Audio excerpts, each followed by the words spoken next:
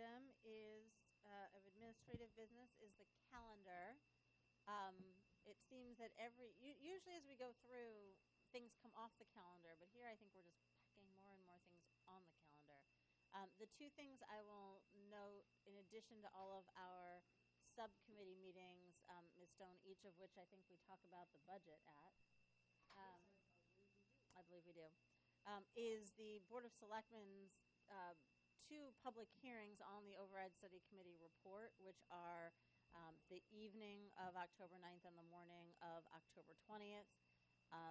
I believe they just sent out, I think they've tweeted it, I think they've put it on, they're about to be sending it out on Facebook and the TMMA to get that word out, and it cordially invite the public to attend.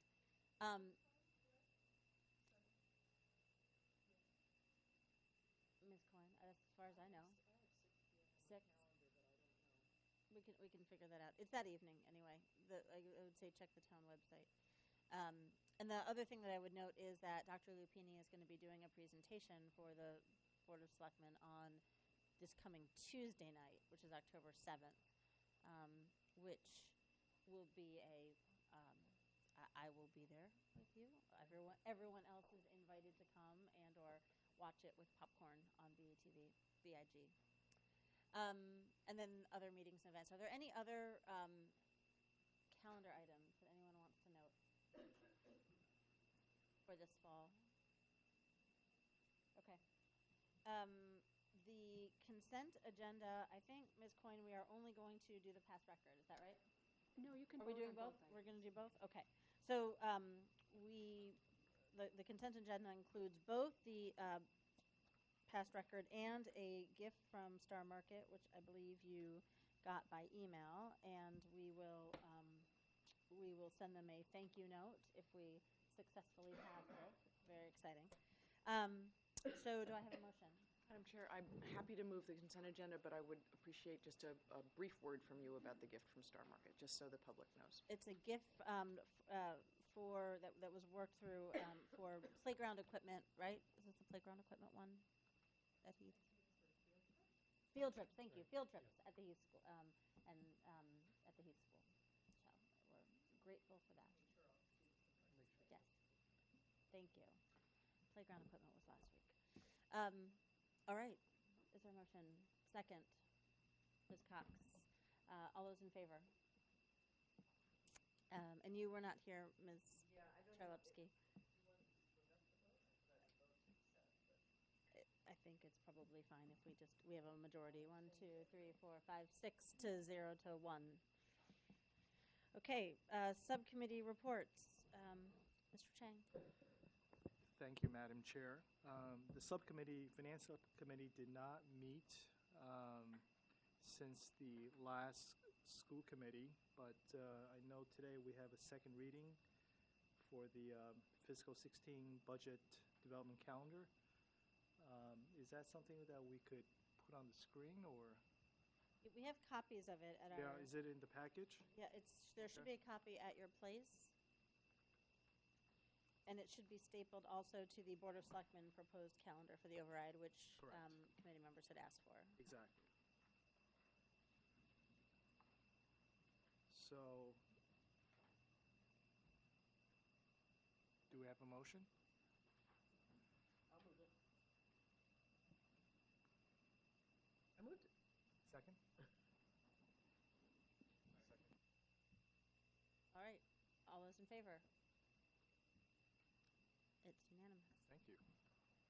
Thank you, Mr. Chang. And our next Finance Committee meeting is not for a couple of weeks, right? On the 20th? Okay. Great. All right, we have a calendar. Capital improvements. Mr. Pollack? The committee will meet on the 14th, a week from next Tuesday, and so there's not a report of the committee from a meeting, but I will call on Ms. Cox to report on the work of the Devotion School Building Committee, if you would share that with us. Sorry not to see our, oh, wait, maybe they are.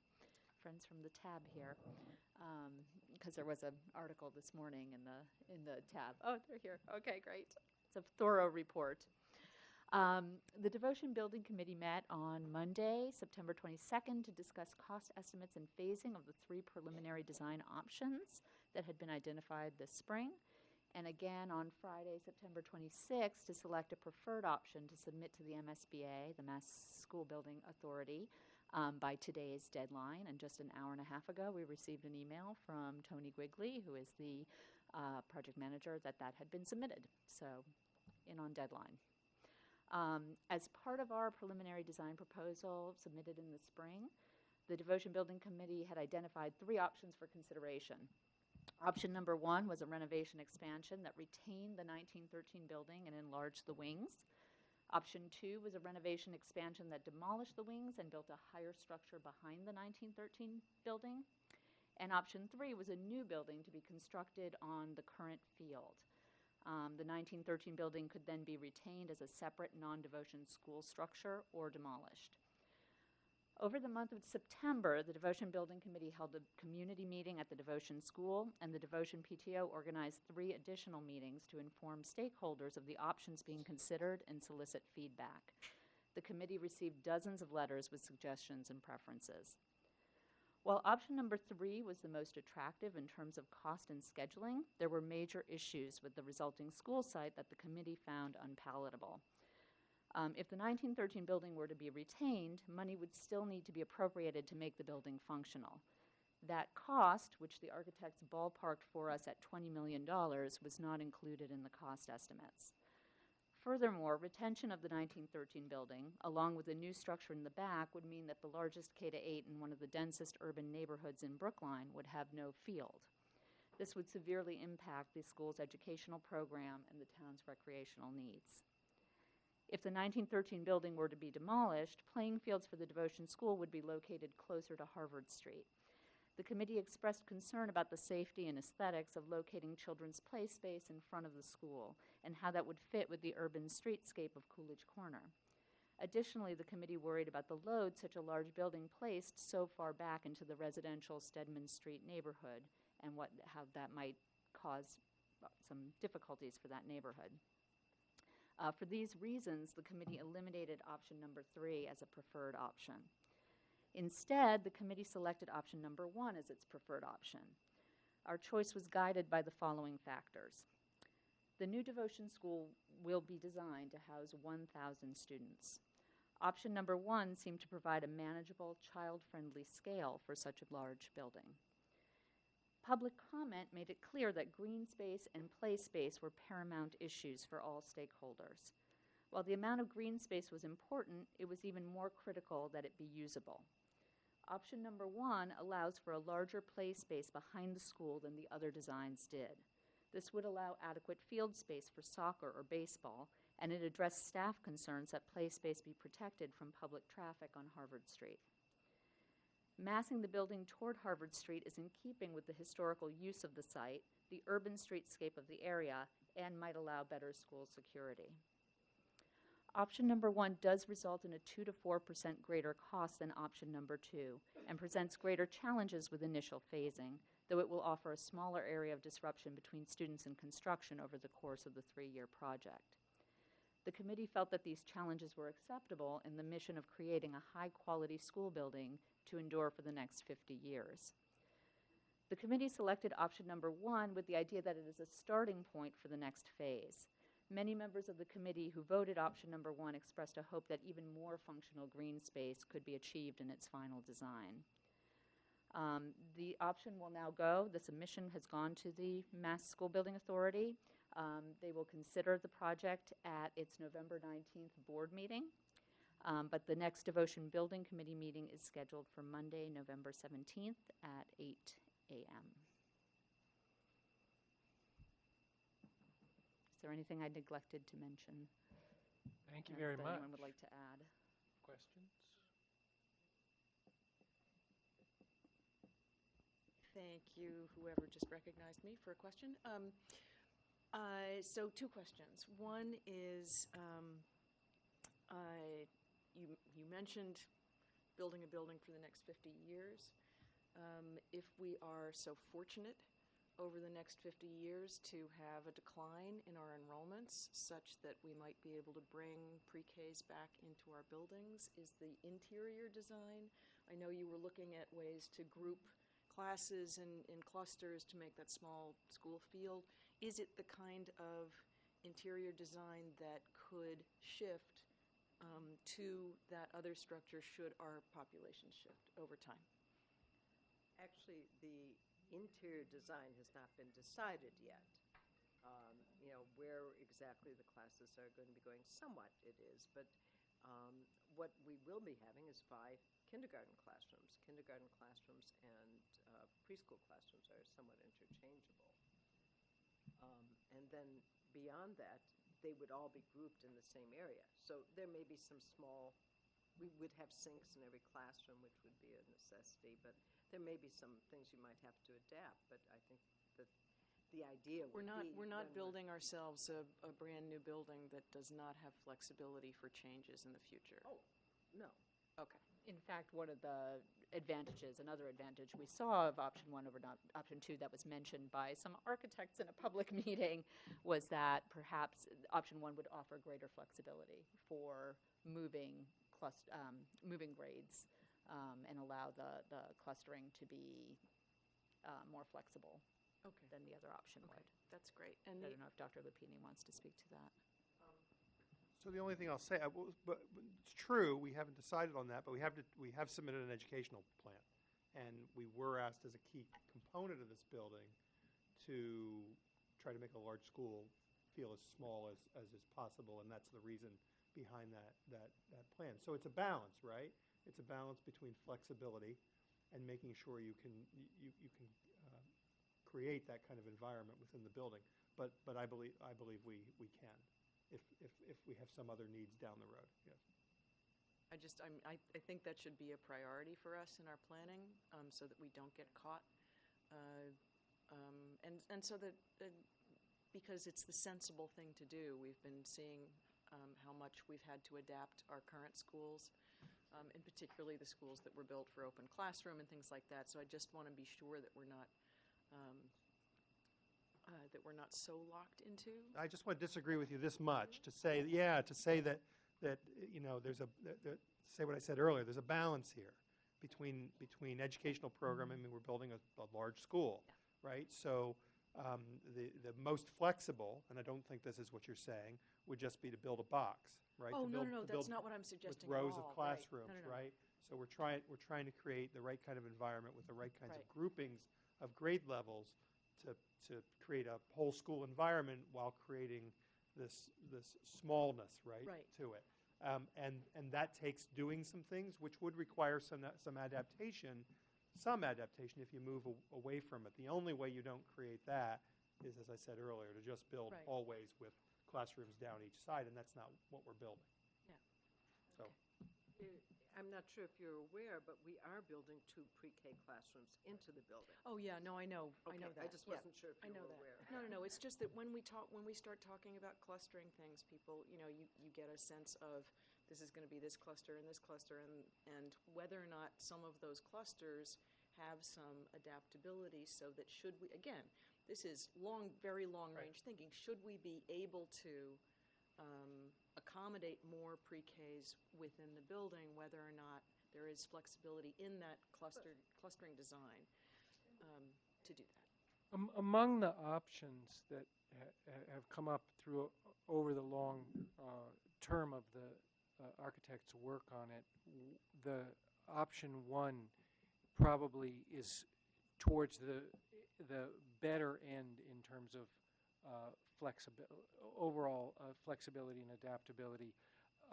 One of the schemes that was sort of set aside early on was one that took clustering not only at the level of 3 clusters of K to 2, 3 to 5, and 6 to 8, but sort of also potted the school Right, exactly. I into remember different looking at that, pieces, right. and that was much more sort of separate school buildings.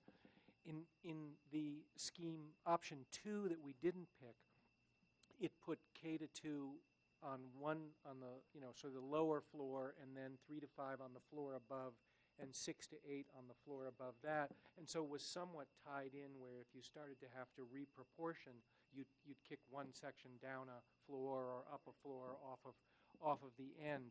Where we ended up is with the two wings. The Stedman Street wing is the K to 2, and then on the wing, the south wing, or the wing further towards Coolidge Corner, is the on the lower floor is 3 to 5, and then 6 to 8 above them. So it's it's still sort of these larger groupings, but I think because it's more, adjustments or a little bit more would be made by sort of moving laterally. It's somewhat easier than it would be to do otherwise.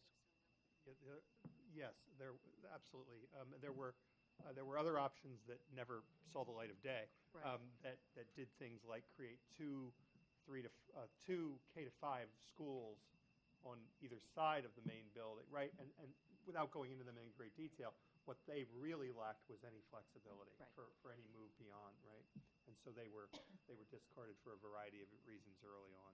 Okay, great. And my second question is actually about, since the tab was so good as to mention the cost of this, I assume that is because we are able to accommodate some students still in place during the construction. Is that correct, or is that not decided yet? Other people may disagree. I think that's very misleading, that comment that it was the most expensive option. That's my own personal opinion.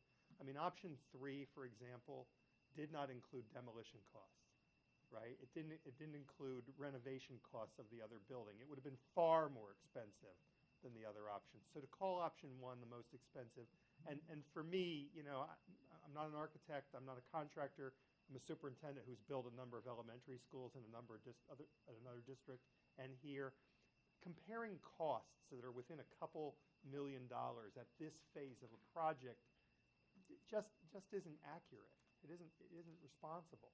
So setting aside whether it's most, middle, or least, excuse me. Can you talk about the phasing versus offsetting of students, or are we not at that stage yet? So I'll just support, since I said so much about it at the meeting. Option 1, I mean, we continue to try to look at other options to move more students out than grades 6 through 8, and we will continue to do that as far into this planning of the project as we possibly can, because the more students off campus, the shorter the timeline, and there are a number of other issues in terms of play space and all kinds of things that we want to try to be sensitive to if we have space to move them to. Yeah, there are some costs built in around that in terms of that particular cost item. There are some costs built in, but they're built in, I think, option 2 as well. Option 1 right now, again, at this very, very preliminary phase, is a very difficult set of transitions, particularly in the second phase of the project. And we'll have to do some work around that depending on how many students, if any, are left on campus as we actually do this project. Okay, so there is a possibility, I'm just trying to get it straight, there's a possibility that it could be done with some students still there? Sure. Okay. But we don't 1 have and 2 were both designed right. that way, with the assumption of the 6, 7, 8, which is the assumption we gave them. Right. They also looked for us at what some timeline issues are, timeline advantages as you move additional students off campus, which is only one of the reasons that we'd love to do that. We'd love to provide a contractor with an empty school. That would be our goal. We're not there right now. Okay, thank you. Make it really clear. Right. We don't have that. We don't have that option right now. That's what I thought I understood. I just wanted to be very clear about what stage we're at in terms of making that decision so that the public is also very clear that nothing has been decided in that regard, and we're... Well, I think it's safe to say that we're proceeding under the assumption that there's 30 occupied classrooms on the site, because that's the only assumption that we can proceed under right now. We have it wouldn't be responsible to plan for anything else as the baseline, and then looking for opportunities to ideally vacate the site so you didn't have phasing and you didn't have to worry about keeping the boilers running and all that. would be fabulous. Thank you.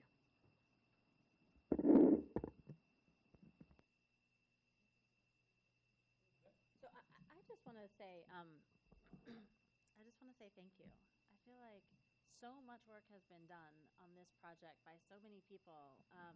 And these long projects can feel like such a slog when you're in the middle of them, but we've actually passed a really important milestone this week, and it's nice every now and then to stop and just for a tiny second appreciate the moment, which is that this project, which people have been working on for, I don't know, a decade, since before I was on the school committee for sure, there's a really important milestone here, which is that we've chosen an option and we've submitted it, and that's exciting. And so I don't know, I'm just grateful for the sustained engagement of the staff, the schools department staff, the building department staff. I'm grateful for people like Dr. Connolly who came in, and Joe Connolly just seized the steering wheel with two hands and really did a terrific job communicating with a new, in a complex environment. I'm grateful for the parents. I'm grateful for our parent reps, Sada and Pam, who were just outstanding at every turn. I think they're the people who, I've not heard a single word to the contrary, which is extraordinary in a setting like this, that everyone from all sides is so grateful for their work and their leadership. Abby, to you, being both a parent and a school committee member trying to help. I mean, Helen, you've been doing this from the beginning. David, trying to switch roles from building commission to, I'm not sure what you are, utility infielder? Alternate, sorry, utility infielder.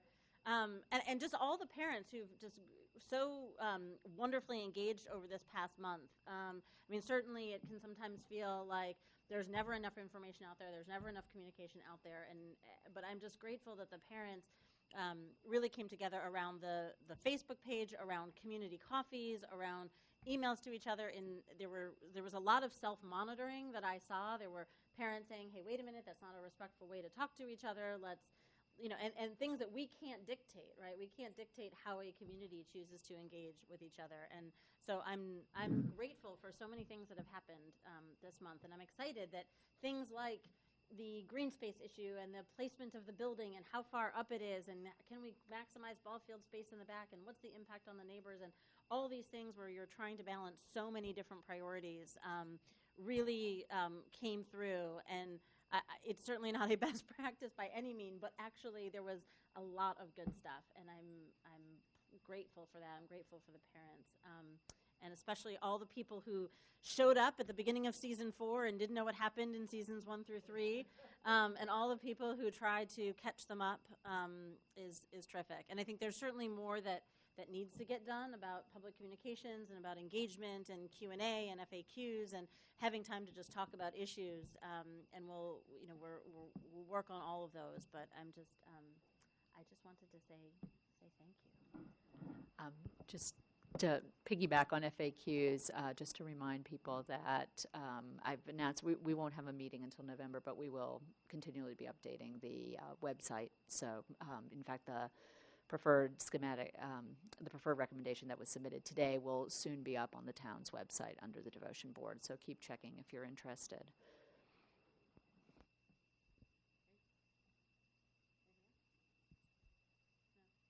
The only other capital thing, anything else on Devo? Oh, go on. No, not on Diva. Oh, okay, go ahead. Just a question as to where things are with Lawrence, because I realize I'm a little bit out of it with that. If I were really, really quick, I would pull up the 2-week projection. We have a terrific system happening where the contractor sends the beginning of every 2-week period a report comes from the contractor about what the neighborhood can expect, exactly what they're doing. Which has been a wonderful, wonderful thing. So right now they are pouring. They're pouring foundation. They're digging and pouring foundations. So we're moving ahead on schedule. And I understand that the no parking signs, which had been a small bone of contention in the neighborhood because there were still a few people not paying attention to the no parking on Newell Road, that those signs have gone up. So we have happier neighbors now as well. So far, so good. Great. if you want to take a look. Peter, do you know the status of the bids and contracting, contract for Old Lincoln renovation? Yes, the building department is now in the process of awarding the contract to the low bidder, who's Landrum? Lambrian. Yeah, construction, and we'll also be awarding 3 of the alternates, which will allow us to do the full dehumidification system in the basement. The 4th one, which would have been entirely new heating system, we won't be able to do with this, although we hope as we move forward after this construction is done, Charlie Simmons is hoping that he can then do on some singleton basis work on unit vents of the buildings, but the price to do it on the contract is too high. So it's approximately $3.5 million, the award. There will be about $400,000 as a contingency once this is awarded, and so we believe we'll be on schedule as we get this over the course of the next month. I believe it'll come to the building commission next week. So we're on schedule. Yes. You just said. Thank you. Yes, to get this building done so And it can on open budget. next fall. So far. Yes, so far. Thank you. You're welcome.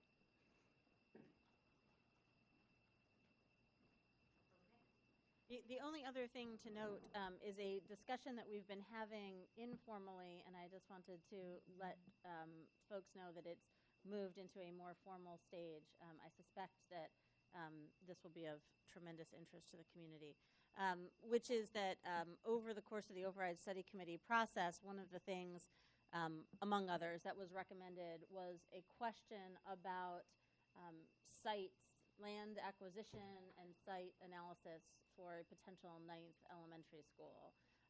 If everyone remembers, in the B-Space process, what was discussed was primarily focused on town land, given the time frame available and the constraints available at that time.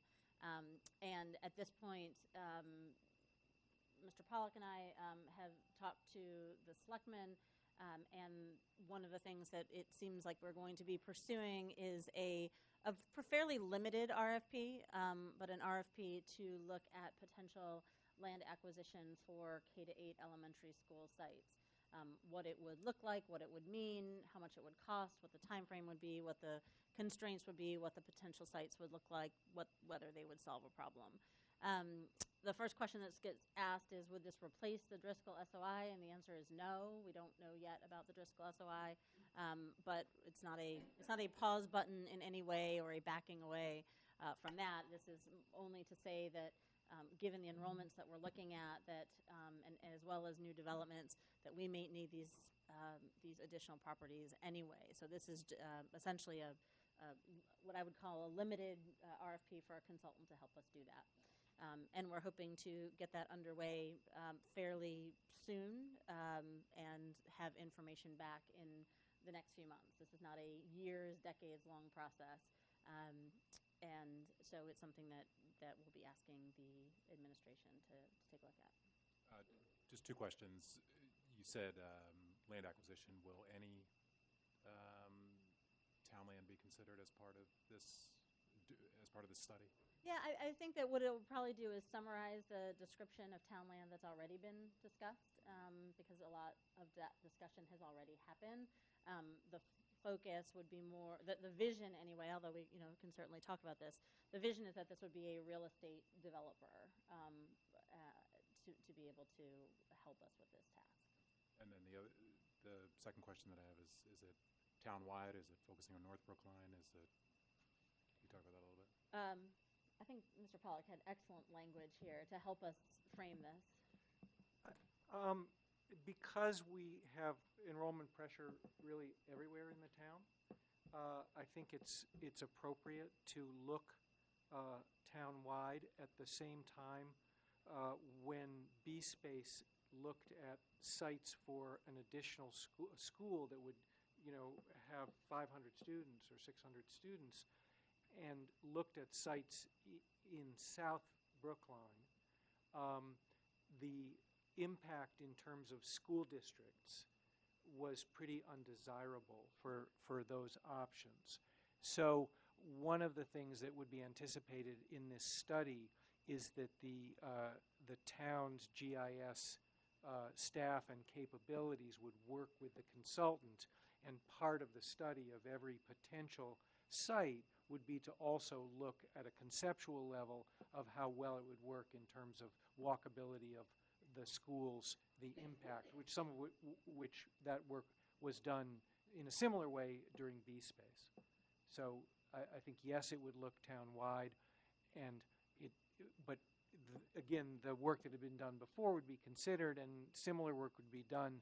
So a solution that simply added a school at some of the likely South Brookline sites might have as one of its aspects, as it was brought forward, a pretty undesirable impact in terms of what happened in B-Spaces was when the Baldwin School site was looked at, it started moving other schools literally out of their own districts by the shifts. So we're not going to necessarily spend too much energy looking at that as a single solution. I think that's right, and I think it builds on so much work that's already been done across multiple external consultants, the B-Space process. I think this is just, there's a piece of this which felt like, if we could check the box and figure out if those things were real or not real, and if they were real, what it would take to achieve them. That's really what this is more about than anything else. Any sense of timing at this point? Ideally, we would get an RFP out in fairly short order in the coming weeks. And this is the sort of thing that, depending on who bids on it, we would go from there.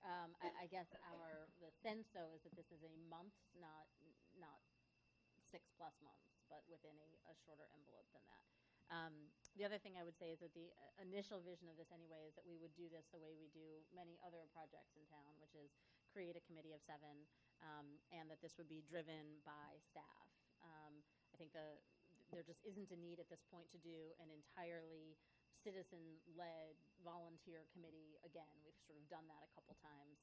This is now a highly professional exercise and a technical exercise to some extent.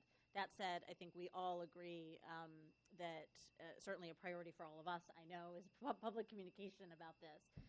What is it going to look like? So when there's an RFP, making sure people know that it's going out, what's in it. When we're talking about criteria, making sure that those discussions are, people understand what's going on in them. So I think there's a difference between public communication and engagement, and then the fact that this does need to be sort of a professional exercise. So more to come on that. Anything else? Anything I've missed on this, or question? Okay. Great. We will move on to curriculum then.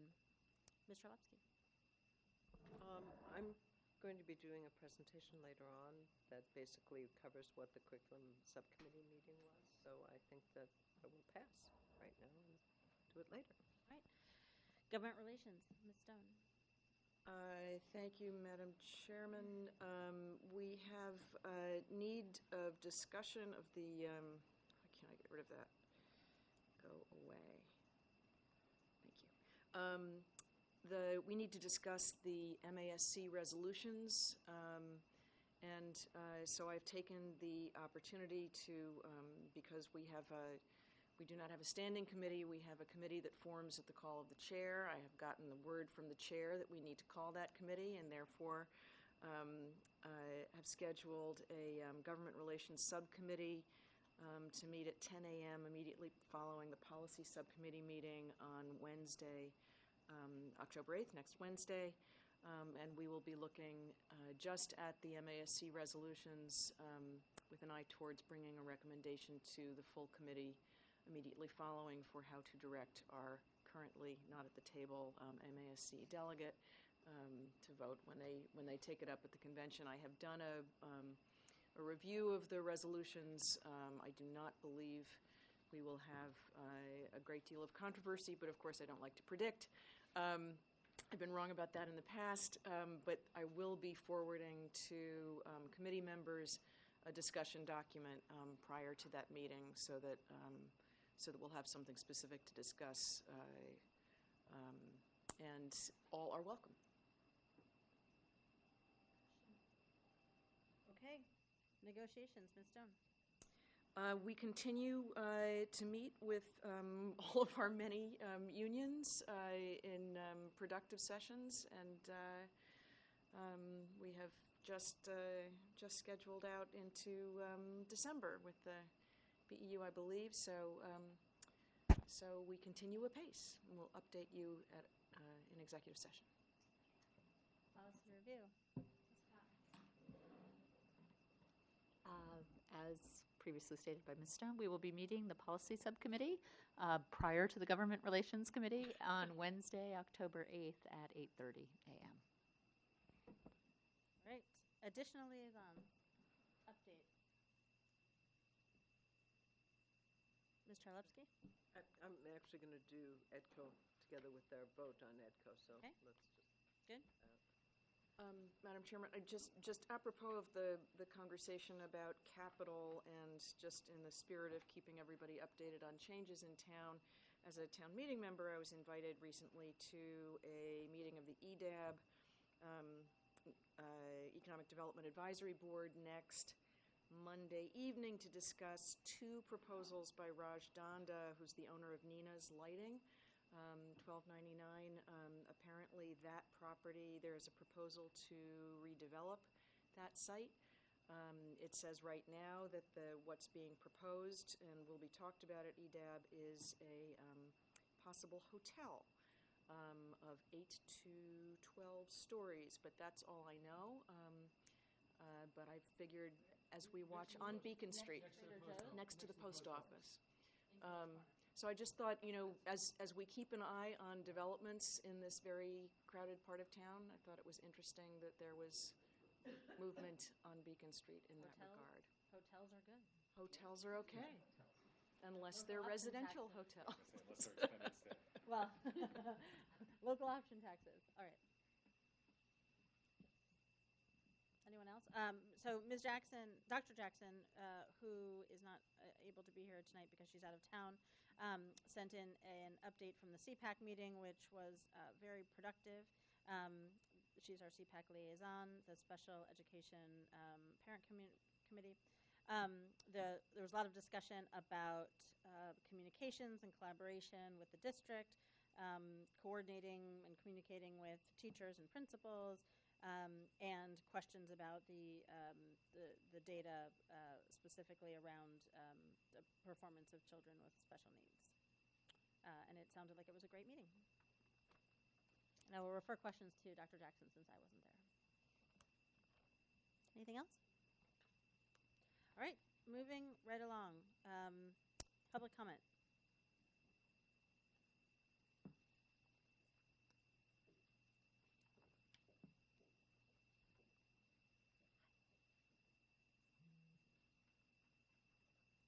No, we don't have anyone who has signed up for public comment. Is there anyone here who wishes to make public comment? Okay, seeing none. There is one idea that the Vice Chairman and I were bandying about, perhaps is the word, after the summer workshop where we talked about what are better ways to communicate with the public.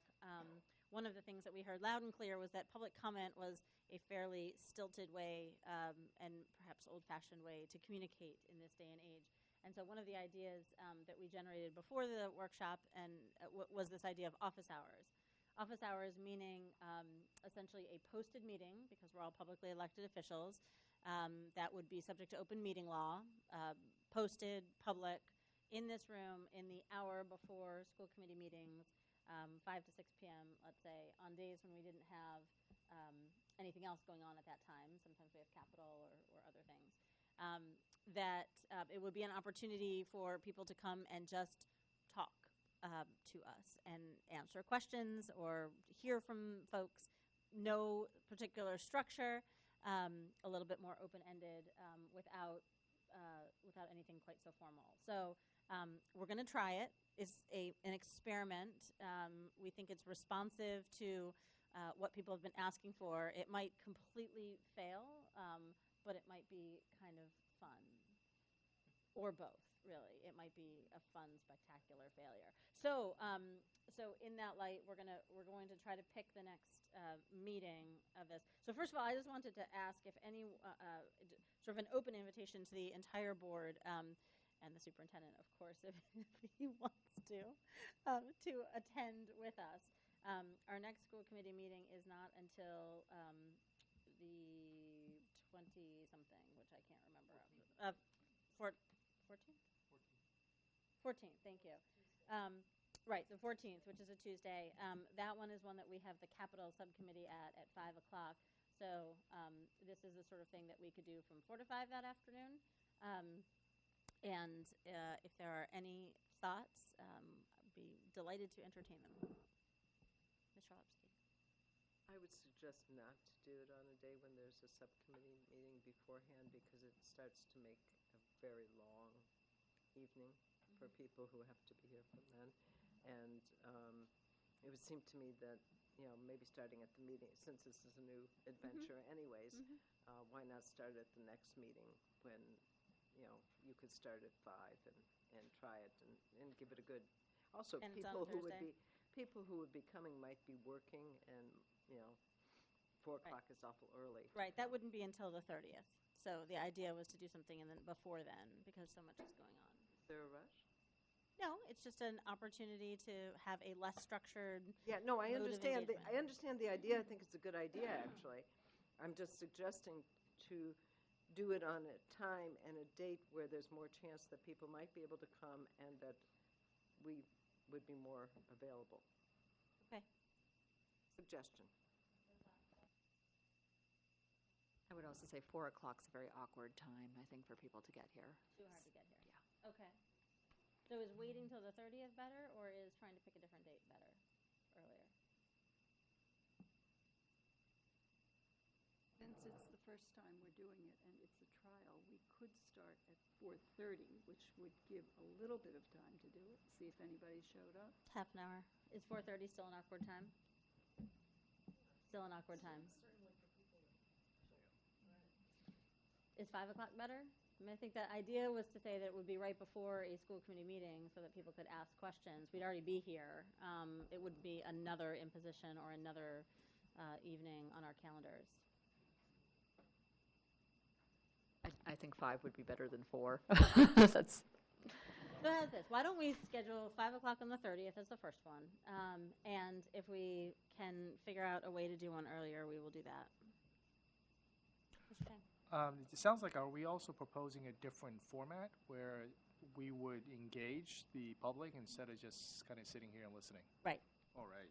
That's the whole. So that's the whole point. The whole point is that in public comment, the public comments, and we sit here and say thank you very much. We don't respond or engage because, for a variety of reasons. Public hearings is very similar. They speak, we listen. Then the rest of the time we speak, they listen. So they're just.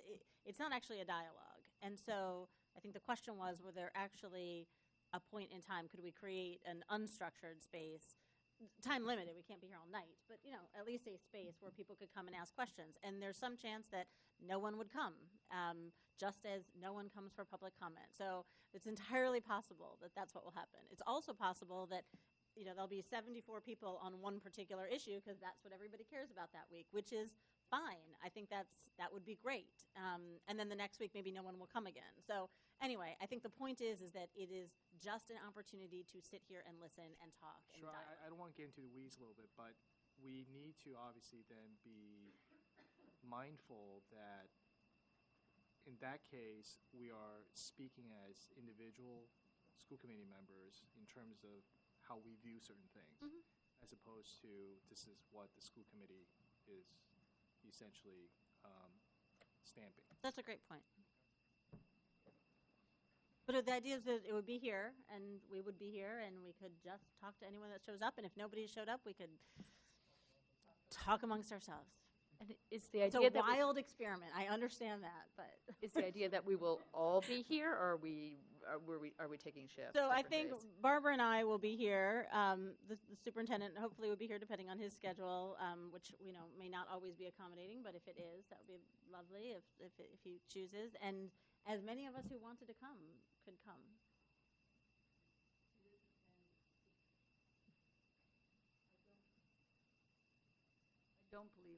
considering it mandatory for everyone to be here. Right.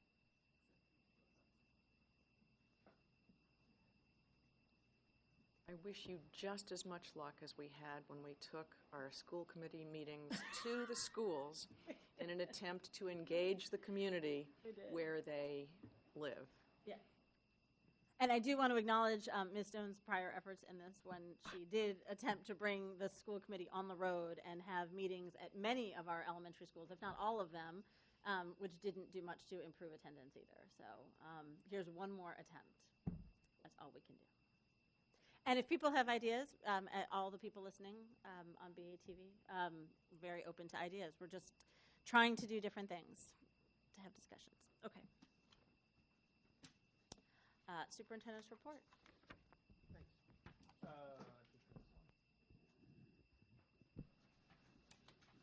Dr. Allen, would you ask Mr. Rowe to step in here at some point during? Oh, he's here. He's back. I knew you were in your office. Sorry. Let me do these other items and then come back to this one. First of all, let me tell you that the October 1st enrollment that was submitted was 7,591 students with a kindergarten class of 684. So that's the official, will appear on the DESE website enrollment. Not 681. 68, pardon? Our enrollment's always pre-K. In fact, they always publish pre-K to 12 for all districts, right? Yep. 684, right. So that's up 16 students from that September, what did I give you? September 12th enrollment. A couple other items. I told you in this report, I was at a meeting a number of weeks ago with Jenny Amory, the BCF, Brookline Community Foundation, Executive Director Steve Cirillo, and Mel Kleckner, the Town Administrator, discussing their joint efforts. Really, this is Steve Cirillo and Jenny Amory who worked on this with Scott Bouchard at the high school to increase scholarship dollars available to graduating seniors. What's been created is the BCF Scholarship Fund for Brookline High School. You have a flyer in your materials for that. This will give people another opportunity to contribute to a more general scholarship fund than the individual scholarship funds. Each year, then, an amount of dollars would be transferred over to the scholarship fund that's maintained at the town level for Scott and his committee to appropriate for students. And this is really the work, the driving force behind this is Steve Cirillo, who really saw it as an opportunity and has already made some connections in terms of bringing some bigger dollars to this from some companies and other organizations to endow the fund. And that's really Steve's dream. He gets very excited when he talks about it and has been a great supporter of ours through doing this. I've described the process here, but I just want to take another opportunity to thank Steve and Jenny for their efforts. The one thing I do want to say here is that this document appears in tax bills, this document that's attached. I learned something in this process. That is that's an opportunity that's available to organizations like the Brookline Community Foundation. It's available. Brookline Community Foundation, you should know, paid for creating this, paid for the copying of it, paid for the distribution. I understand that was at least a couple $1,000s to make, or paid for the stuffing of the envelopes for all of that to occur, and that is available to other organizations, like other organizations that support the schools, and other organizations that might look to do the same thing. So that's something I learned in this process. Dr. Lapini? Yes. I think it's important for the BCF that you clarify that they are not making their funds available for other organizations to put something into an envelope, right? No. This is the tax bill. Another organization, yes, but you just said that the BCF had paid for it, which is great and wonderful. And they won't pay for your organization. No, they won't. You said it was available to so other organizations, let me clarify. Other organizations I forget, there's a certain number, maybe one or two of the tax bills each year, have the opportunity to do the same thing that the BCF has done. That is, have a flyer for a contribution to to their organization for a scholarship fund or whatever it may be, and to do that same thing, to pay for the printing, pay for the stuffing of those envelopes, those kinds of things, which are done through the town's tax bills. Sure. Can I Sure. just ask a question about this?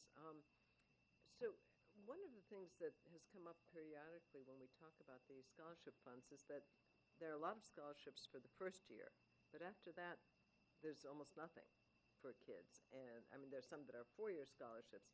Has there been any talk, and I'm counting the money before we have it certainly, but of possibly thinking about it in terms of subsequent years? No, it wasn't part of that meeting discussion, and again, I've been in one discussion about this, so I can bring it up. It's something I think BCF would be receptive to talking about, because there was quite a lengthy discussion about the number of students, the growing number of students who are in need of financial support to attend, and not just, as you've pointed out, not just for the first year. So I'll be happy to bring it up. Thank you. Thanks. The Brookline High School visioning process I've mentioned here. There have been regular meetings devoted to discussions of particularly of the desired educational program, opportunities for expansion of the current high school site, as well as other opportunities, a second high school, a second campus for one high school. They are on schedule. I'll repeat, they are on schedule with their work, with presentations to the school committee and Board of Selectmen tentatively slated for December. We'll be finalizing those through our docket setting process in the next few weeks. Dr. Fisher-Mueller, Dr. Schmuckler, and I will be with the Brookline Education Foundation Board of Directors on Monday, October 6th, to discuss state of the schools, as well as what BEF can do to support excellence in the system. This is a yearly meeting that we've done, and we look forward to meeting with them. The last thing I want to say is that the first item here, and I won't read this because it is October, and he's here till June, right, Mr. O? But I've included a note that was sent here to our staff just about Peter's informing me that he will retire at the conclusion of the year. The fact that he has worked here in this position of Deputy Superintendent for Administration and Finance for now, this is his 20th year, and what an amazing role that he has played both in this town and in this school, in this school system, and personally, what a terrific counsel he has been for me. And Peter, this will happen a number of times, and I know you love this stuff so much, but I just want to thank you for your work, for the time that we've been able to work together, the time yet to come, because we've got a lot of work to do yet this year. And as I said here, I hope that the residents and parents of this town will take a moment over the coming months to thank Peter for his work that he's done on behalf of this school system, because it's been truly amazing. Thank you, Peter. Also, I want to add here that Peter was kind enough to give us this information early enough that we could actually start a search. We talked during the summer about attempts to bring someone on even during this year, so that we made sure that we have a appropriate, very positive transition process. We've actually begun that process. We interviewed candidates earlier this week. Sean Cronin joined us in those first round interviews. We believe that we have a small but a very solid field of people who are interested in the position. We're looking now to make decisions on moving some candidates on to a second time to meet with a group of us that will expand a little bit to include some principals, et cetera. And remember that on deputy superintendents, the school committee is actually the hiring authority, and so I hope to be able to make a recommendation of one or two, whatever that may be, for you in the sometime in the month of October. That's my report. Thanks. Thank you. Questions for the superintendent?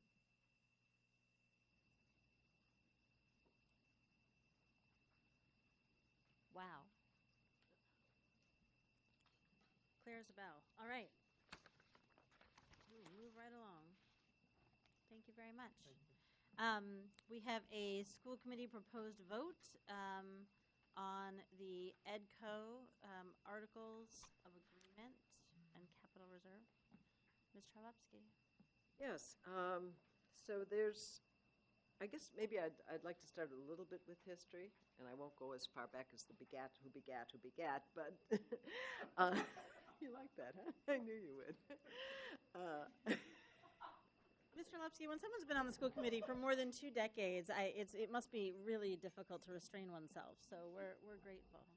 But there are some members of the committee who may not even know what EDCO is. Please, by all means, or the public, for sure. Or the public, for sure. And EDCO is the collaborative which we belong to, which we began together with Cambridge and Boston and a number of other communities, Newton and other communities in the 1970s, I think early 1970s, to have professional development. It was before the state got involved with collaboratives. It was something that we felt was important to do. Over the time, and as many of you know, there was an issue with collaboratives a few years back, and EDCO had been proceeding with a private nonprofit side and a public side. That became an issue, and so we are now all public. And in addition, the DISA has required us to, through the Chapter 43 of the Acts of 2012, to have new articles of agreement. We had an article of agreement way back when, but now this is a new article of agreement. I think everybody got copies of those articles of agreement. I can just sort of highlight a little bit for you if you wish, as to what we're being asked to do. And there's 2 parts to what we will be asked to vote on. So the first one is the Articles of Agreement, which include, and we're basically drawn up in order to safeguard boards and school districts from issues that came up during the time with the Merrimack Education Collaborative that had some serious financial issues in terms of what they were doing. And so the biggest change is transparency, that all the collaboratives will be audited. We were always audited over the years, both private and the public side, we being EDCO. But now all of them have to be, everything, the payroll and payables warrants must have to be signed by board members, giving the right to the chair to do that. An annual report has to be put out, and I think we've actually gotten it on email last year at least. And there's strict regulations about surplus funds, so that if the collaborative makes money, they can only keep 25% of it, and the rest has to be decided what to do with by the board members, and some of it could be returned to the that's not been an issue right now, so we don't have to worry about it at this point. The collaborative is required to meet 6 times a year. Sometimes the collaboratives weren't meeting 6 times a year. Actually, we only met 4, I think, or 4 or 5 before that.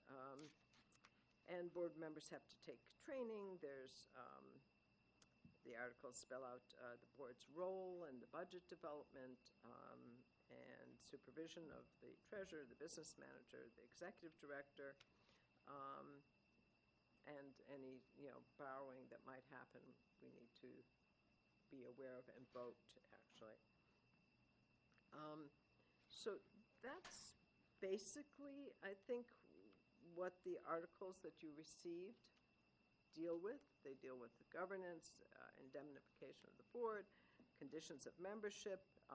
The one change that happened was EDCO always had 2 voting members from each district. Now there's only 1 voting member, something that the state decided to do. I'm just sort of looking at my cheat sheet here. I think that's basically the issues. There's issues of if the collaborative decided to terminate,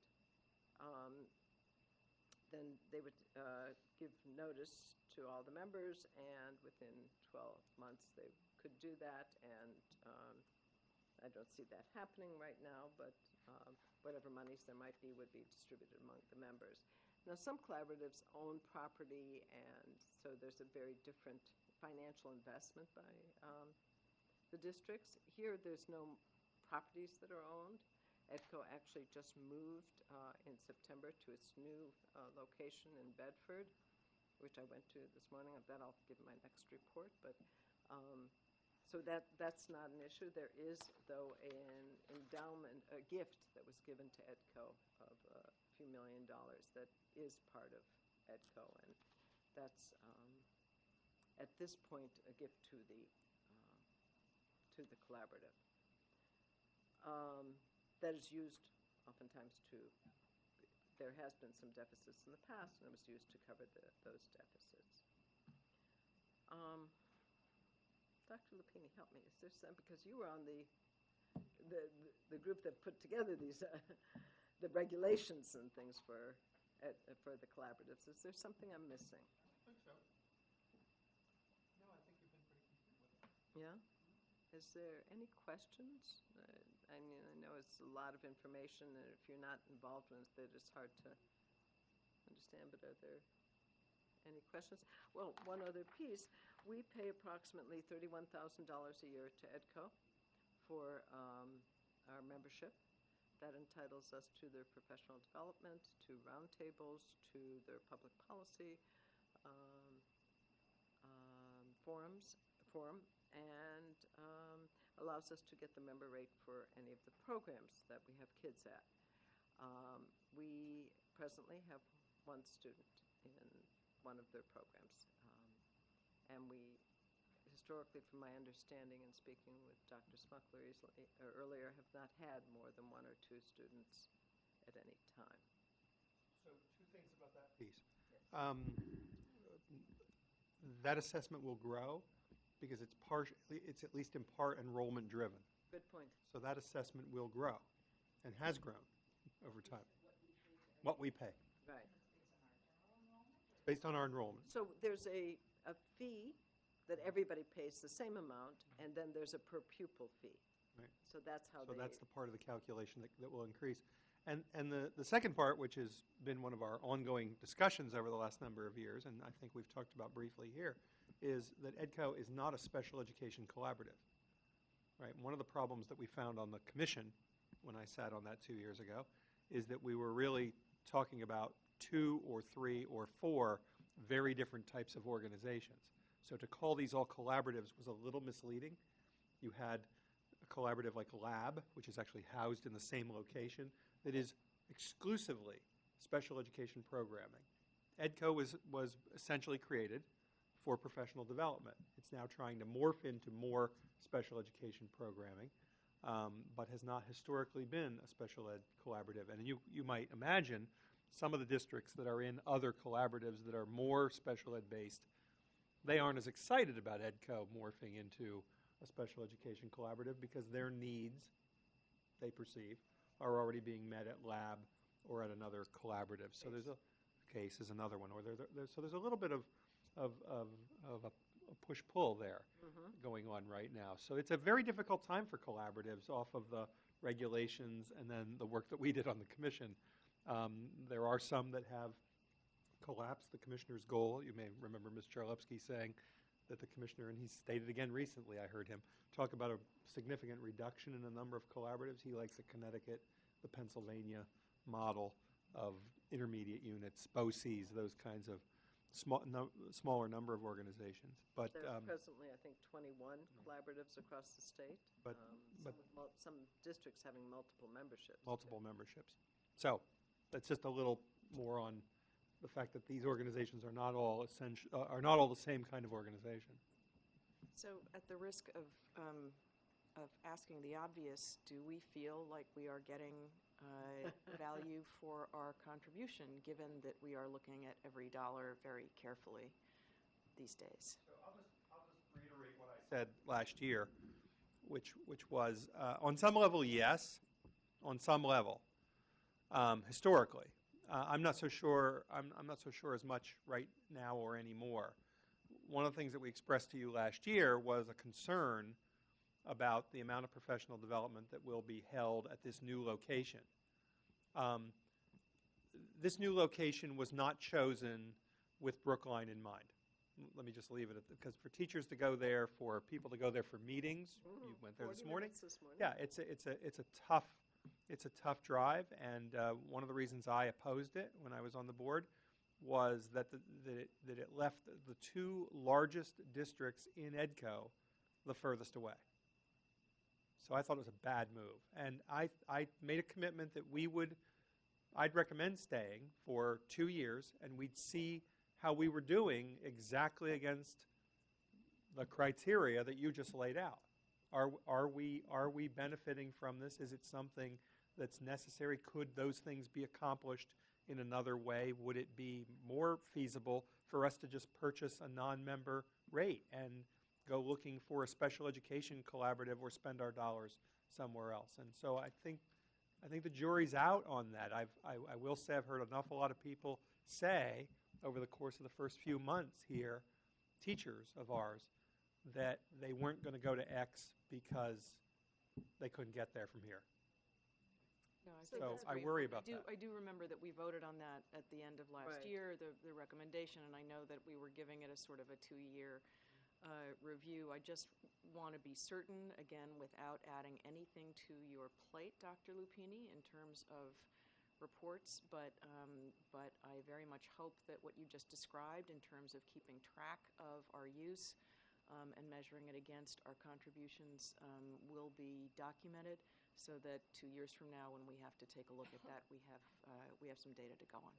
I think just to be fair to EDCO, on the other hand, yes, I think the special ed services we're certainly not maximizing, nor do I. They are attempting to do things more electronically and by teleconferencing and things like So we'll that. see. So, that's up for seeing. The place, well, I'll get into the report about, well, I guess I can do that now. The actual site is beautiful. I was there today, and they really have done a gorgeous job with the site, and it will certainly meet their needs much more. It was much cheaper than any other site. So there are reasons for, in addition to the fact that it's the furthest from us, the cost certainly was much more reasonable. I think $23 a square foot. I have nothing against EDCO making whatever decisions is right for EDCO. Right. It's No, not, I just not agree. necessarily right for Brookline. I think Dr. Lupini and I spoke about that. Dr. Lupini, when he was voted against going to the site. We made our issues clear. So, I mean, there was no doubt they understood that this was an issue for us, and that, that this may be a deal breaker for us. That being said, we're still there. We've paid our dues. We need to vote these articles of agreement. But I think your words are very wise, and I think we're going to have some deep discussions. There is some value to having an association with other like communities, to hearing what they have to say, their issues. There is, some value to that. Is it enough to tip the balance? I'm not sure. And/or are there other ways to do it? Right. Exactly. Do we have any of the EDCO programs housed in Brookline at this point Yes. in time? We have the Mandel School. The Mandel School. And I'm asking the question because if we are paying money for our students to attend a program in EDCO, whatever program, what value do we receive if their school is located in this town? In other words, do we receive compensation for that offsets any costs we may have? It's a great question. So we receive rental. It does not offset very much of the costs that we incur. That's the price of membership and partnership in these kinds of things. And one of the things that we're weighing is whether that program adds to what's available or duplicates what's available, right? So when we looked to have that program moved here, we did so because we saw a number of students in the pipeline accessing Manville and Manville-like programs that were going to age out. They age out at 10th grade, and wanted to have a place in Brookline for them. You know, we've done some good work in developing that kind of programming as well. So there is some feeling that it's a duplication of what we have, and therefore may not be offsetting what we were originally looking to offset. And therefore, you know, with the space crunches that are coming at the high school. And EDCO has a philosophy now that, again, I've pushed back on a little bit, which is about bringing programming to the Bedford site. I believe programming belongs in public schools. I don't believe it belongs in a building X number of miles away from the nearest public school. It's just what I believe. But they have a belief system on locating programs there. I know they have. They've talked about relocating that program to that location. And there's some economies of scale for them to do that, too. Yes, except that it doesn't allow for inclusion. And so Right. it becomes a more exclusive kind of program away from, you know, on that continuum of services, it's out here, right? It's not here where students can join a classroom. That's the problem. Anything else on this? Do we need to Yeah, vote no, then? we need a vote. And there'll be two votes, actually, that we need. I was going to first do the first vote, then explain the second vote, if that's okay. So I would like to recommend to approve the EDCO Collaborative Articles of Agreement as they were given to you. I'll make the motion. Is there a second? Ms. Stone? Any further discussion? All those in favor? It is unanimous. Okay.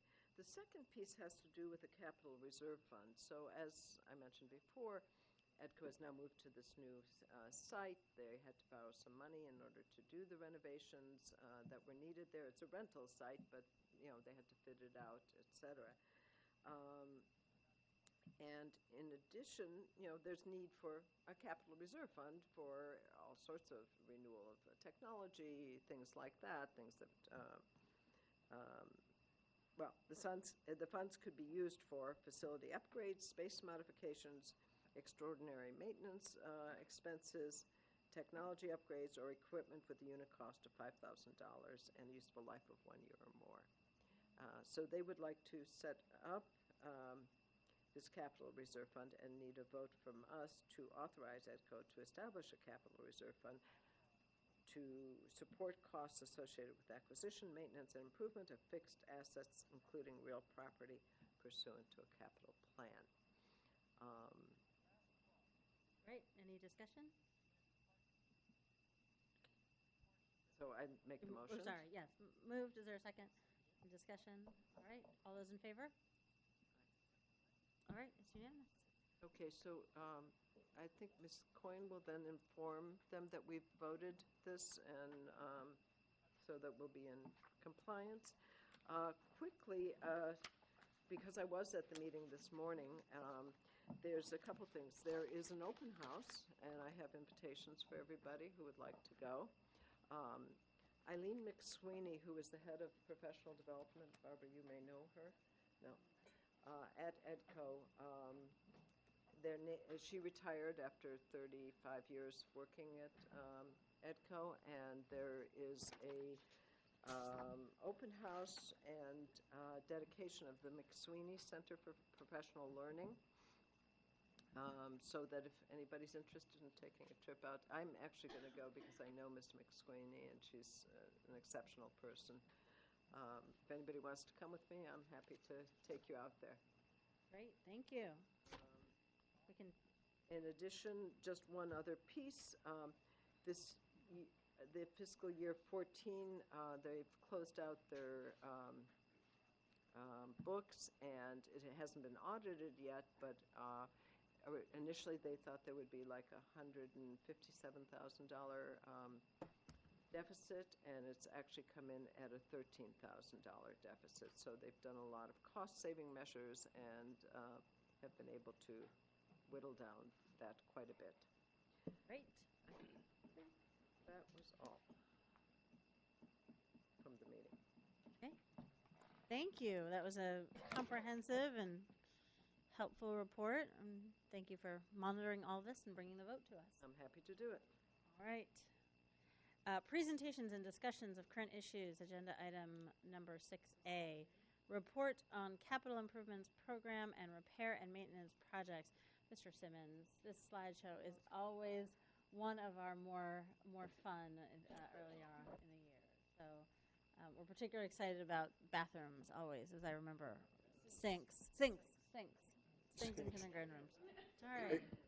And if I might say a couple of words, I really just Please. want to mention in introducing Charlie, how critically important he's been for us over the last few years, and it continued again this summer, in making sure that we had the classroom space that we need to open every year.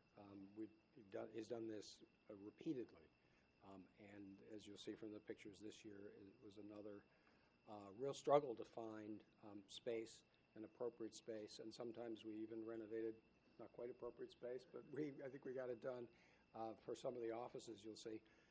But the classrooms, I think, look terrific. So without any further ado, I'll get out of the way. Thank you.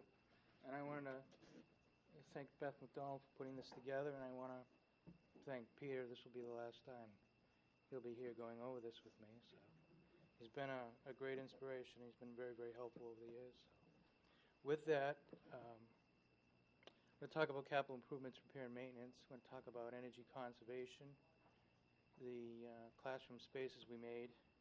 If there are any questions or any comments, please stop me.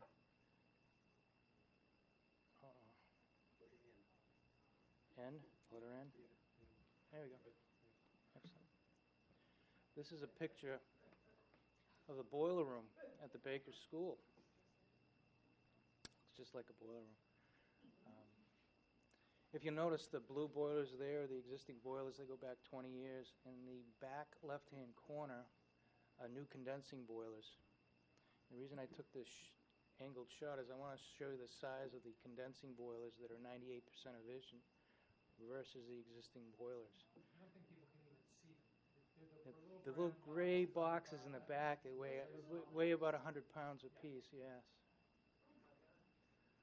We had a really long, brutal winter, and we've been installing these. We have them going into the Pierce. We have them at the New Lincoln and the Heath, and we're going to continue to install them. We get rebate money back from the gas company. So the rate of return is about 5 years. They never stop. They're very, very efficient and relatively easy to install. So, If only they burned a 20th as much gas, because they're a 20th as big. Unfortunately, they're just much more efficient. they are.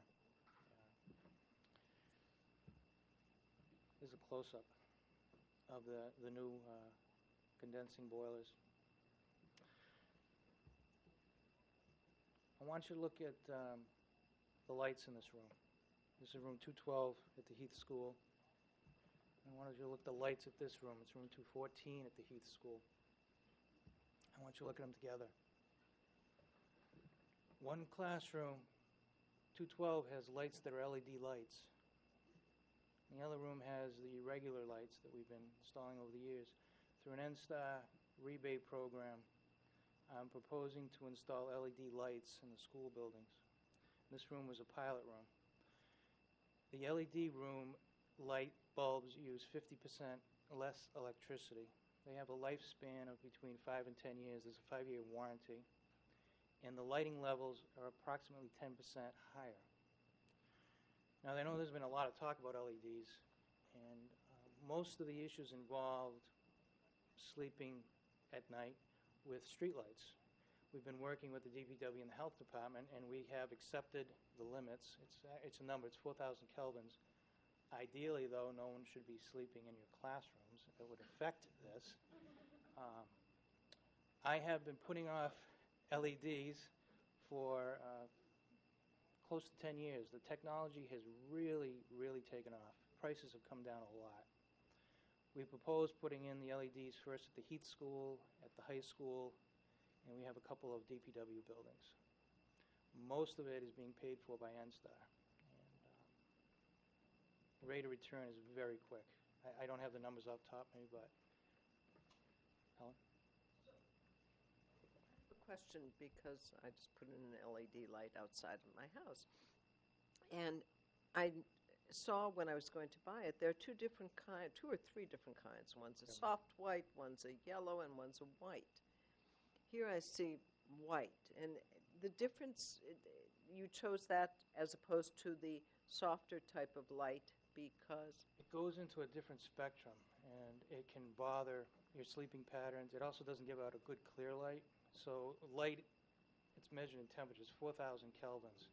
If you get a higher light, it tricks you into thinking it's daylight. The lights that I've had in the past have a bluish tint to them, even though they say they're white. Yeah. They don't give a very good light, in my opinion. Those lights have now morphed into these whiter lights. The whiter lights seem to, in my opinion, give a clean, brighter light. I don't understand what it has, you're using this during daytime. So what does it have to do with sleeping? It tricks your system into thinking it's daylight. If you're going to bed at night and your eyes and your body thinks that it's still daylight, and it screws up your sleeping cycle, which is what's happening with the street lights. Yeah, So- that part I understand, but I'm thinking about inside the classroom and the effect on, these are more yellowish lights that we have in here. If you were to replace them with these bright white lights, would they be too, what's the word I'm looking for? Help. Strong. Too strong. 4,000 Kelvin is not a particularly blue light. It's a nice color, 3,500, 4,000. Daylight is like 5,600 Kelvin, And what is this? 3,000, 3,500. I mean, I can't say for Yeah, sure. no, but- yeah. So it's All right, and probably just- a cool white. Before we you know, go not and pick, I think the idea is great. I have no problem with it. Before we go and pick it, I think we should try it out for, to see how the teacher and the students react to that type of light. These lights have been in since June. Oh, okay. Well, that's not very long, is it? When we initially, we want to try it as a test. We're going to continue to watch and Right, how many monitor it. classrooms did you do at Heath? Just one. Right, and the high school, We haven't started yet. okay, so the idea is we're piloting a few to see. Exactly. Well, that's the only thing I'm saying is that, maybe, and we should do the LEDs, but, what color, is, I get it. is best for learning, I think is just something I'll look to more think into about. it. Okay, thank you. How do you go backwards? P. P. There you go. Baker School. Baker School, a lot of challenges. We made a computer office in the library.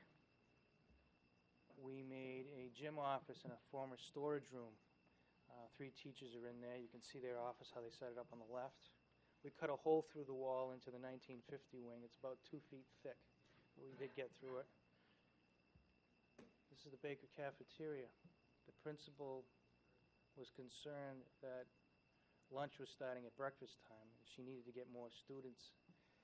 By code, you're limited as to the number of people who can be in the room. We worked with an architect, and we were able to come up with a plan to increase the space in the cafeteria. We purchased new tables to make it more efficient, and she can now have longer, larger eating periods. This is a counter that was put along the window that I understand the 6th grade boys like quite a bit. They have now the whole length of the window to eat where they didn't have it before, so we maximized as much space as we could in the area. Another shot. That's another shot going across with the new table. So it really worked out well, and we painted and cleaned it up. Yes. Because you put that up there, would you be able to put the LED lights in these fixtures, or do you have to change out the fixtures? These are fixtures shoot light up. These fixtures would have to be changed. They're different. So most of our schools have these types of fixtures, right? It is one of the one of the Heath School good points is all you have to do is change the tube. We did some fixtures downstairs in the garages. I'm sure you've noticed that we had to change out everything. It's a lot more expensive. Again, this is technology that's working, they're working with us, and it's coming fast, but it is getting better. Devotion School. Devotion School, as you're all aware, we chose option 1, and it's going to be renovated. We needed to create another classroom. And what we ended up doing is taking a storage room, a supply science storage room, and removing a wall and removing a second wall in another classroom and creating 3 classrooms. Now, keeping in mind cost, we did patch the floors, we patched the ceilings, and we created these 3 spaces that are smaller, but they work. We put up new walls, all to code. And finally, in the science room, we created this office out of a storeroom so that the staff would have another place. We cut into the storefront and put in another door. The science prep room was put in between the 2 existing science rooms, and we recycled all the cabinets and all the materials that we could from the existing prep rooms and re-put them back there. That work was started in February of last year, so we could have a head start this summer. Room 310, the last room. So it involves 6th, 7th, and 8th grade. That's part of the old prep room. You can see where the carpet and the floor tile are. That's where the wall was. And that's the final new prep room. Main office. Again, we have to keep the Devotion School going and keeping it clean. We cleaned up the office and we put in some new flooring. It's just VCT tile, but the school will need to go for another couple of years, so we're going to maintain the building with keeping costs in mind.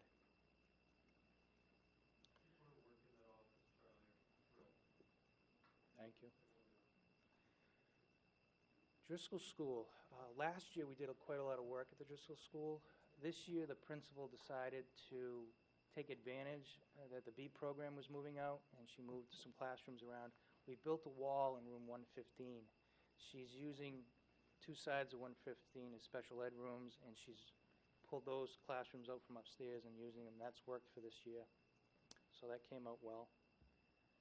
Put in a new door to separate the space.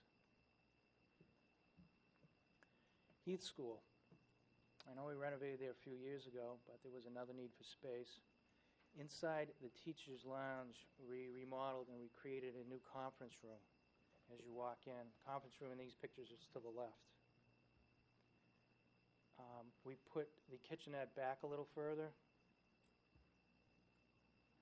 We created these doors. It's hard to see with these pictures, with new walls on the inside. And that's the final product, the new conference room that's inside the teacher's room at the Heath School.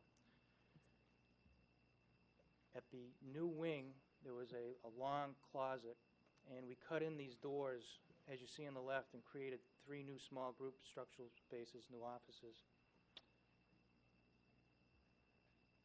The offices are about 15 feet by 15 feet, and that allowed the principal more flexibility. While at the Heath School, we also did bathroom flooring with new epoxy coating. This is the one that's an extended day. Oh, jumped ahead to those same spaces. This is how the smaller rooms got finally put the new furniture in. The front of the building was the bluestone, and over the summer we cleaned it up, and this is how it looked like originally, and it came out great. This wraps around the whole front of the building to the wings. Sure, go back. Sorry, Susan, I know you're trying to move this along, but I just want to thank Ray Ray did a Masek great job. Ray for Masek. getting this done. I nudged him You did. from the beginning of the project. I said, we have to get these floors back to their original condition. And it is just spectacular. They what look came beautiful. out. And, a real shout out and thank you to him should go from us. One of my bigger challenges was the Lawrence School. And, I started going through the slides, and there's so many of them. We touched many, many rooms at the Lawrence School this summer. We took down walls, moved walls, and created 2 to 3 new classrooms. I worked really hard with the principal and the architect and Peter to come up with this plan that would work best for the schools. I understand the rooms are smaller, but you needed the space badly. So working with the principal, we made it so that there was new flooring, new carpeting, and the walls were put in a certain location to maximize the most efficient use of the space. These are the final products, where walls were moved back, sinks were disconnected, pushed back 5 feet, and rebuilt.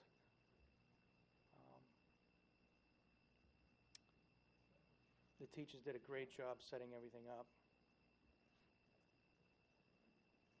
This is one shot of the art room. This is the kiln. The kiln was put in this room, which is inside the art room. It formerly was on the other side of the wall in another room. When we took that space away, it became part of another classroom.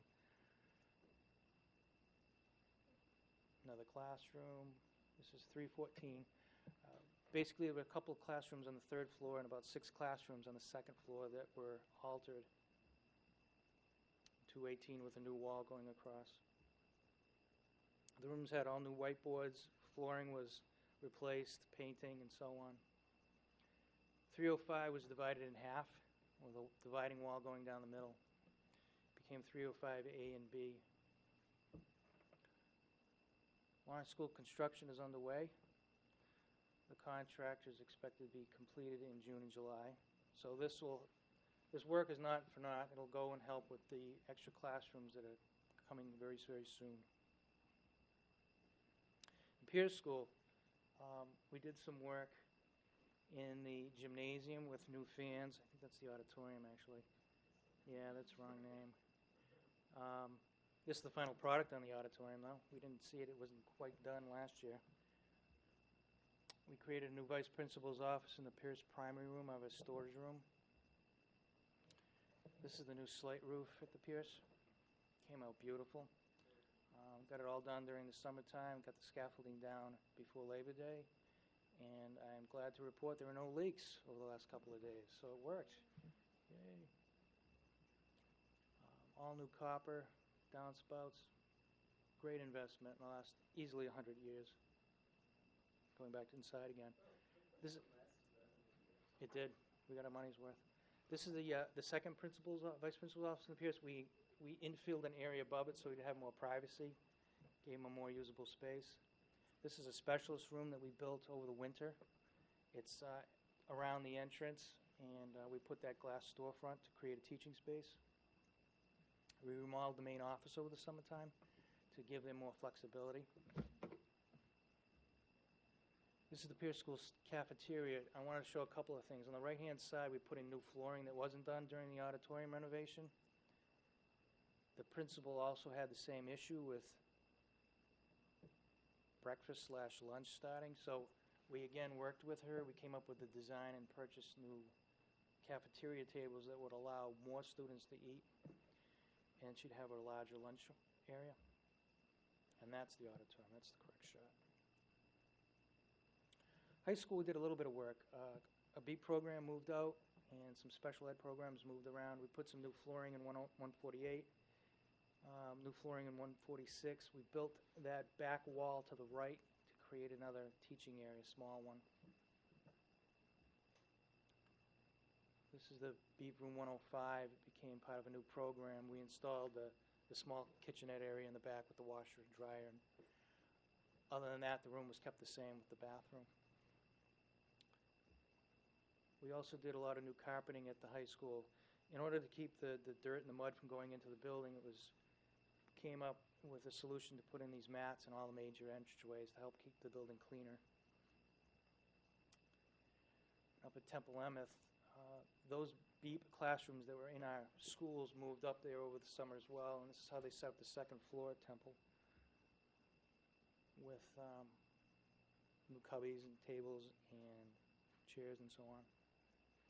I want to end with the old Lincoln project. Contract will be signed very shortly. Work is expected to start at the end of the month with completion towards the end of July. So we have the building ready for September of 2015.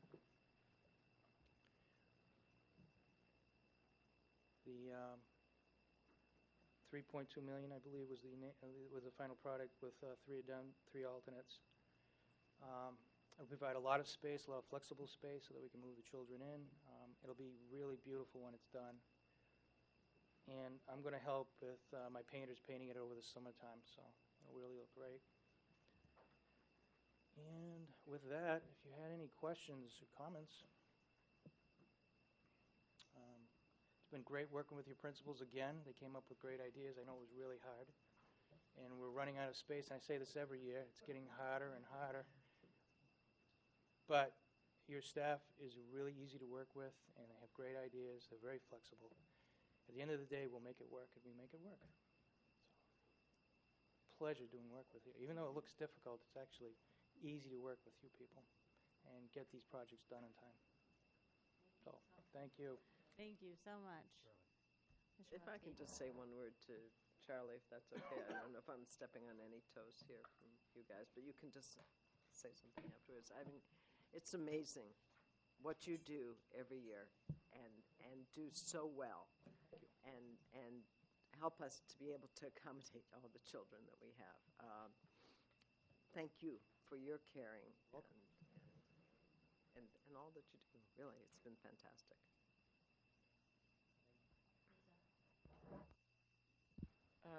I also want to add I'll just say ditto to that. Although you do make it very difficult for us to talk about suboptimal spaces, so there's a downside to it.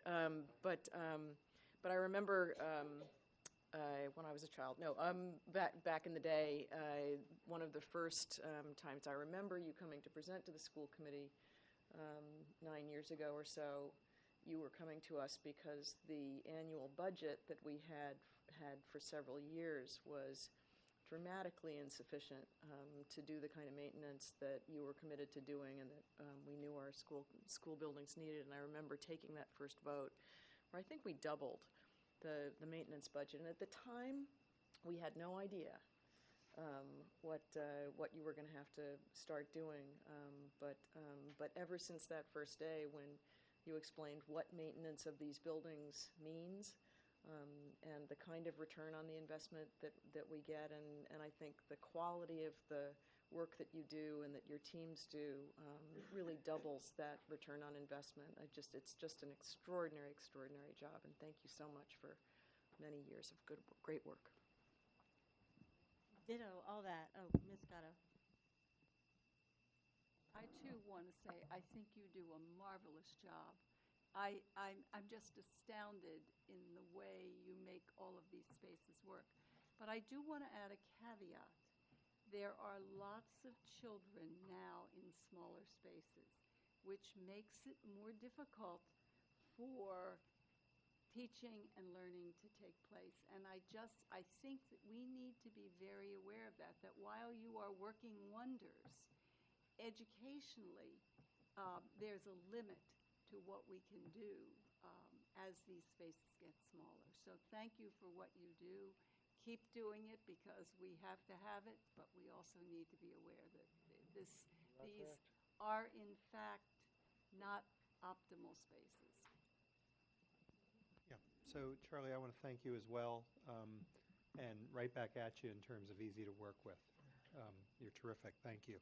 And all of you are really in the building department. I say it all the time that it's really the most terrific group of people, building department I've seen anywhere in any of the towns I've worked with or that I know of.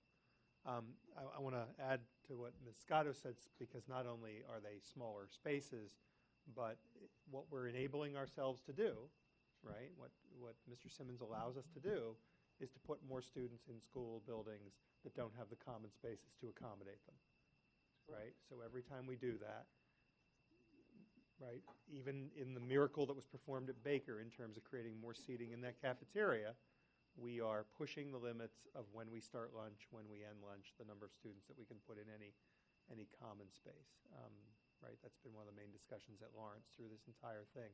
So we appreciate it in the short term. I just want to reiterate to the committee that it is not a long-term answer.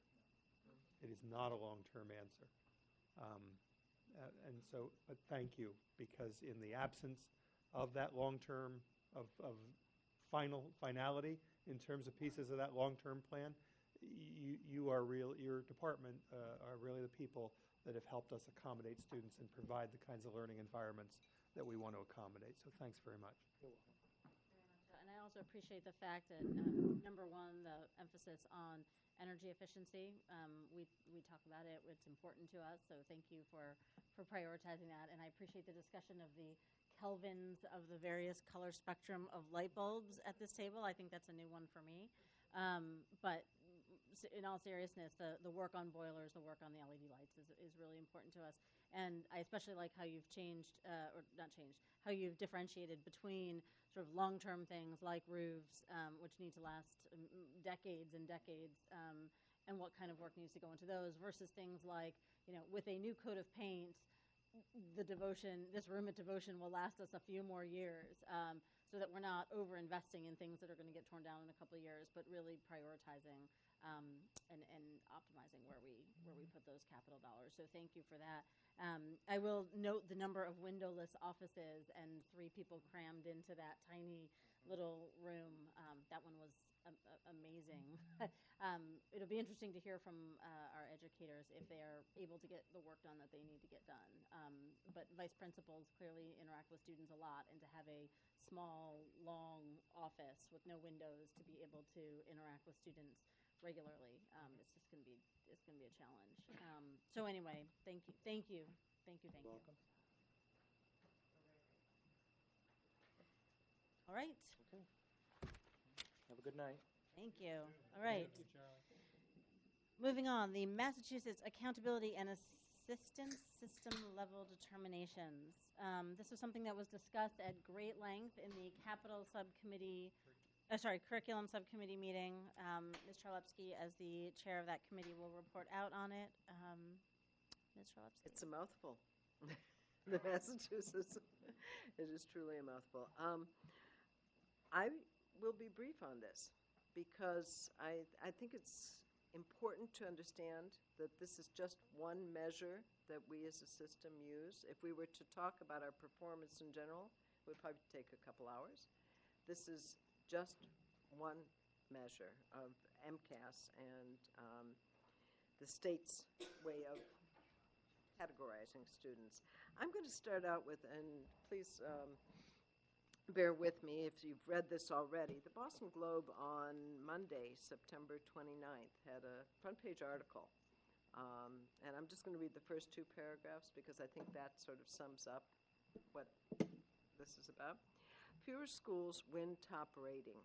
State emphasizes achievement gaps among students. The number of Massachusetts public schools securing the top spot under the state's rating system has dropped significantly as schools in well-to-do suburbs such as Andover, Newton, and Winchester see their coveted top rankings disappear. This year, 424 schools received the level 1 rating, representing just more than a quarter of all schools, just a quarter of all the schools in Massachusetts, according to this year's MCAS data. That is down notably from 510 schools 2 years ago when the state introduced the 5-tier rating system for school performance. Parents in Brookline, as across the Commonwealth, received this parent-guardian report on their MCAS tests. And in it, it has the students' data as it compares to the district and then to the state. We as a subcommittee sat down with Dr. Fisher-Mueller on Tuesday as she presented to us the Mass Accountability and Assistant Levels material. Our 2014 results show that Brookline continues to remain a high-performing school district. The district's advanced and proficient percentages held steady at 83 for ELA, English Language Arts, and 78% in math. There's been a slight increase in math to 72%. We continue to face challenges in our subgroup achievements, namely students with disabilities, low income, and students of color. A growth score of 59 in both math and English Language Arts indicates relative progress and growth in the aggregate. As you'll notice, I'm sort of just condensing the information for people here. In the past, Dr. Fisher-Mueller would give us all the data, and we'd go through a number of slides. This is going to be a very fast report, because I think when we really want to know is, what is the performance? If we're getting into depth about how we're really doing, there's much more data that we have that tells us much more. Well, also, I mean, you all talked about the detail at Oh, a substantial absolutely. length, so I think this We is the discussed summary this. version. No, we Right. discussed this for over an hour, Right. actually. So yes, no, of course, we did in the subcommittee, but I'm just trying to distill it here for everybody.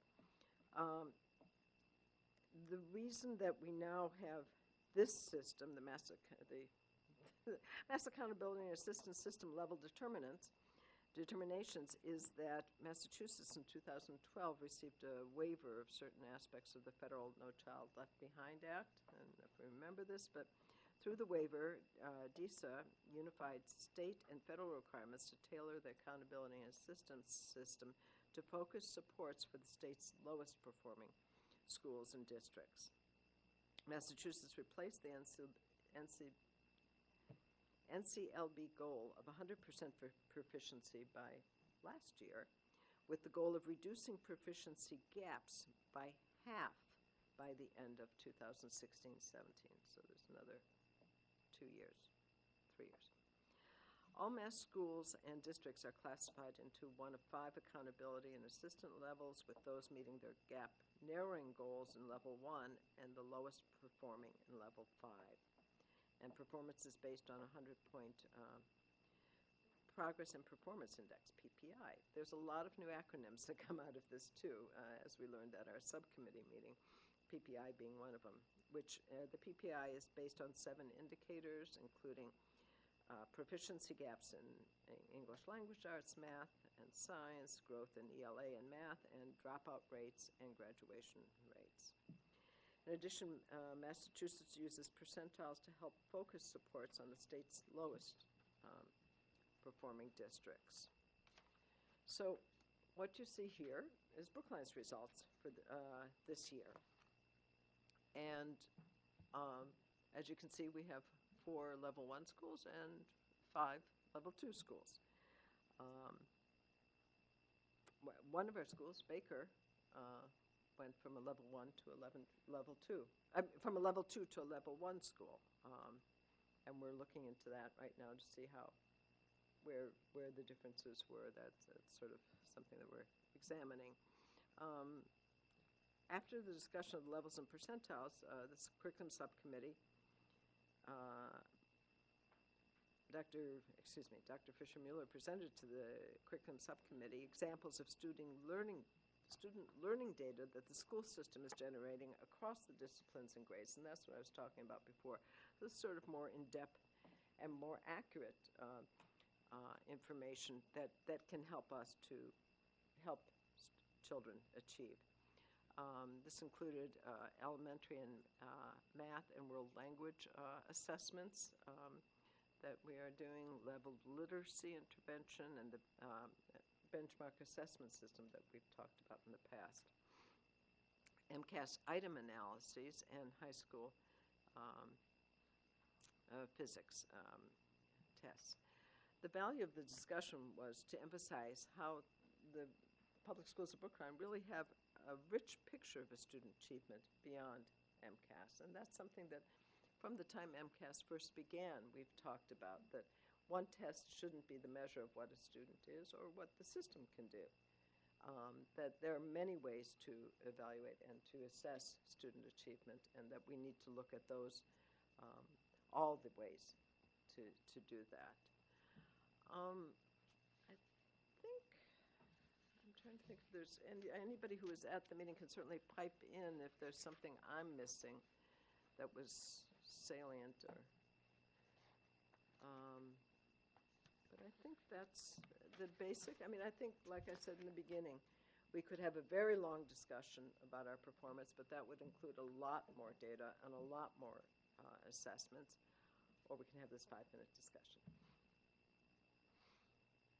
Sure, Ms. Stone.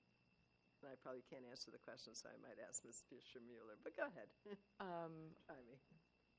I'm very pleased to see the 1s and 2s, especially given the news from the rest of the state. I think that's to all of our schools' credit, but I am concerned,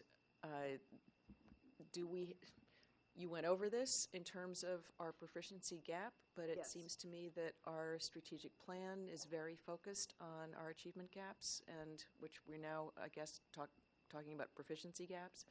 And I would just love to see a little bit more data on where we are on that and what we're doing about it. I think we did discuss it at the meeting, and it was, certainly a concern, and it's,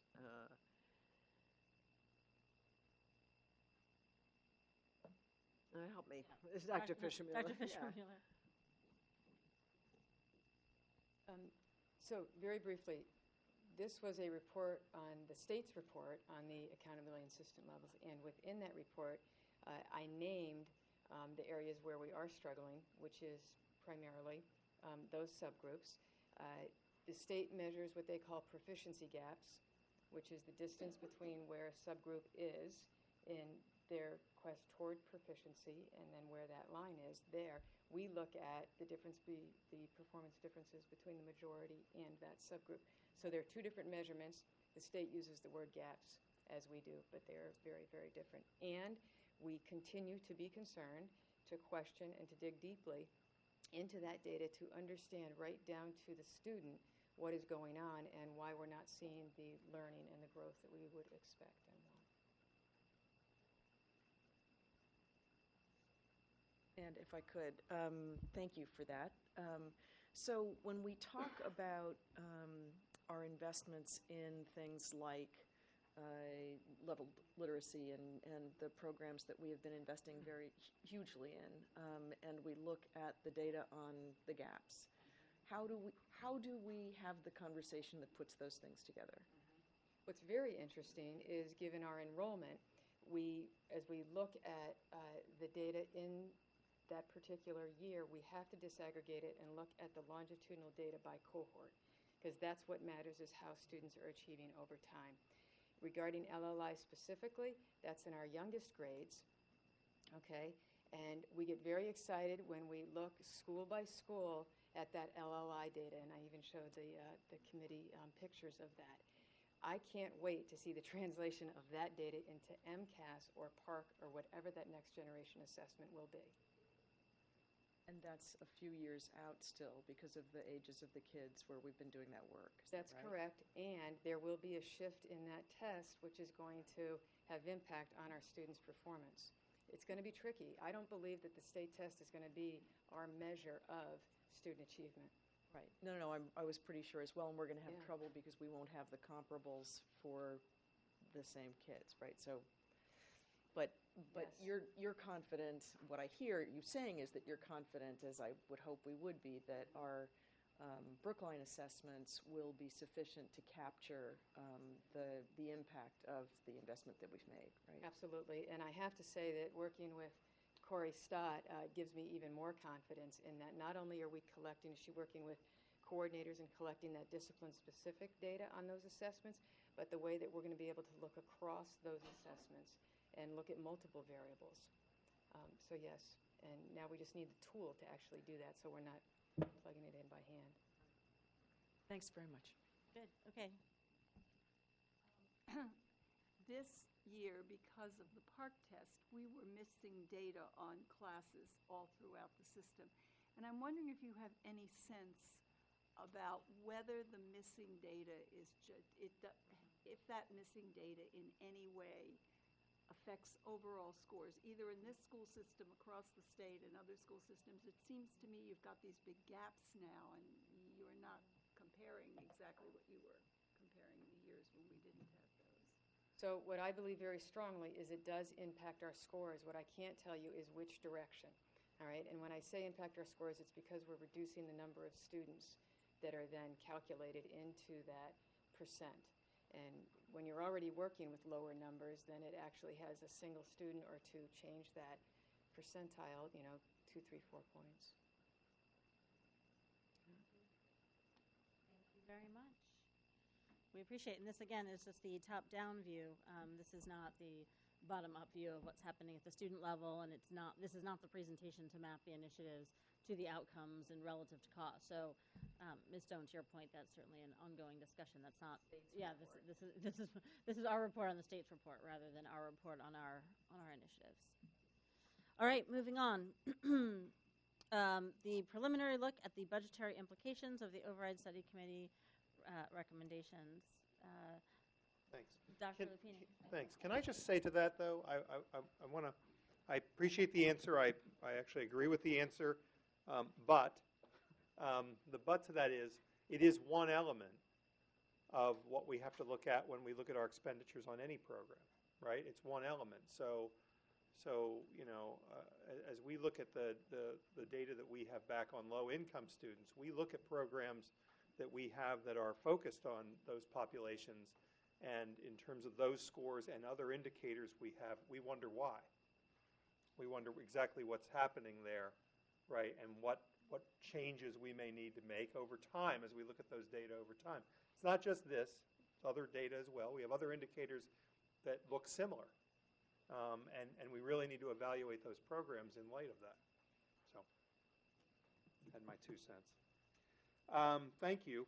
I'm looking forward to this discussion tonight, to your questions. 2 things on this before I start. First is that this is the beginning of a process, right? It is the beginning of a discussion that we will have about budget, both for FY16 and beyond. It is really the beginning of our putting this presentation together. We talked about bits of it with parent leaders the other day. I told them that they might be considered guinea pigs by some as we talk through certain slides of this. You might be step 2 in our getting to next week, and in terms of the continuing conversation that we're going to have about these elements all throughout the fall. And I appreciate the opportunity to talk with you all about this topic. We're really pleased to start this. Let me say, as I try to get myself organized here. What am I doing, Mr. Rowe?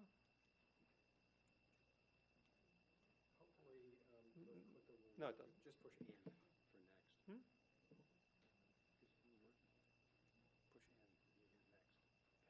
Oh, and okay. All right. So let's start where we picked up from that last presentation, right? So let's talk about what's really important here in terms of starting this conversation. This is a school district where students perform at very high levels, right? As Dr. Fisher-Mueller said, as Ms. Charlupski said, we have achievement gaps to deal with, both in terms of the data that we track, both in terms of the information the state provides us, that we continue to deal with, to program for, to design curriculum around. But this is, in spite of the growth, in spite of some of the other issues and challenges we have, a place where students do very, very well. And we ought to celebrate that. And we quite frankly ought to spend more time celebrating that. So I just want to take a moment, and I'm going to, unfortunately, I'm going to use MCAS data, right? So as we started presentations last year and have updated them, our students score in very high numbers in ELA and math, in proficient and advanced. They score advanced at very high levels within those 2 assessments historically, and have improved over the year, have really never scored at higher levels than they have over the last number of years. They continue to perform in terms of the student growth scores. They continue to perform at high levels and with high growth in mathematics and in English language arts in all of our schools. And remember, you've seen these before. Those circles represent our schools. The larger circles are our larger schools, so you can figure out what they are. But our students do well because we have terrific teachers, terrific principals who do great work under the conditions that Charlie Simmons described to you earlier tonight. Very difficult circumstances in terms of great work that's been done within those buildings, but challenging environments.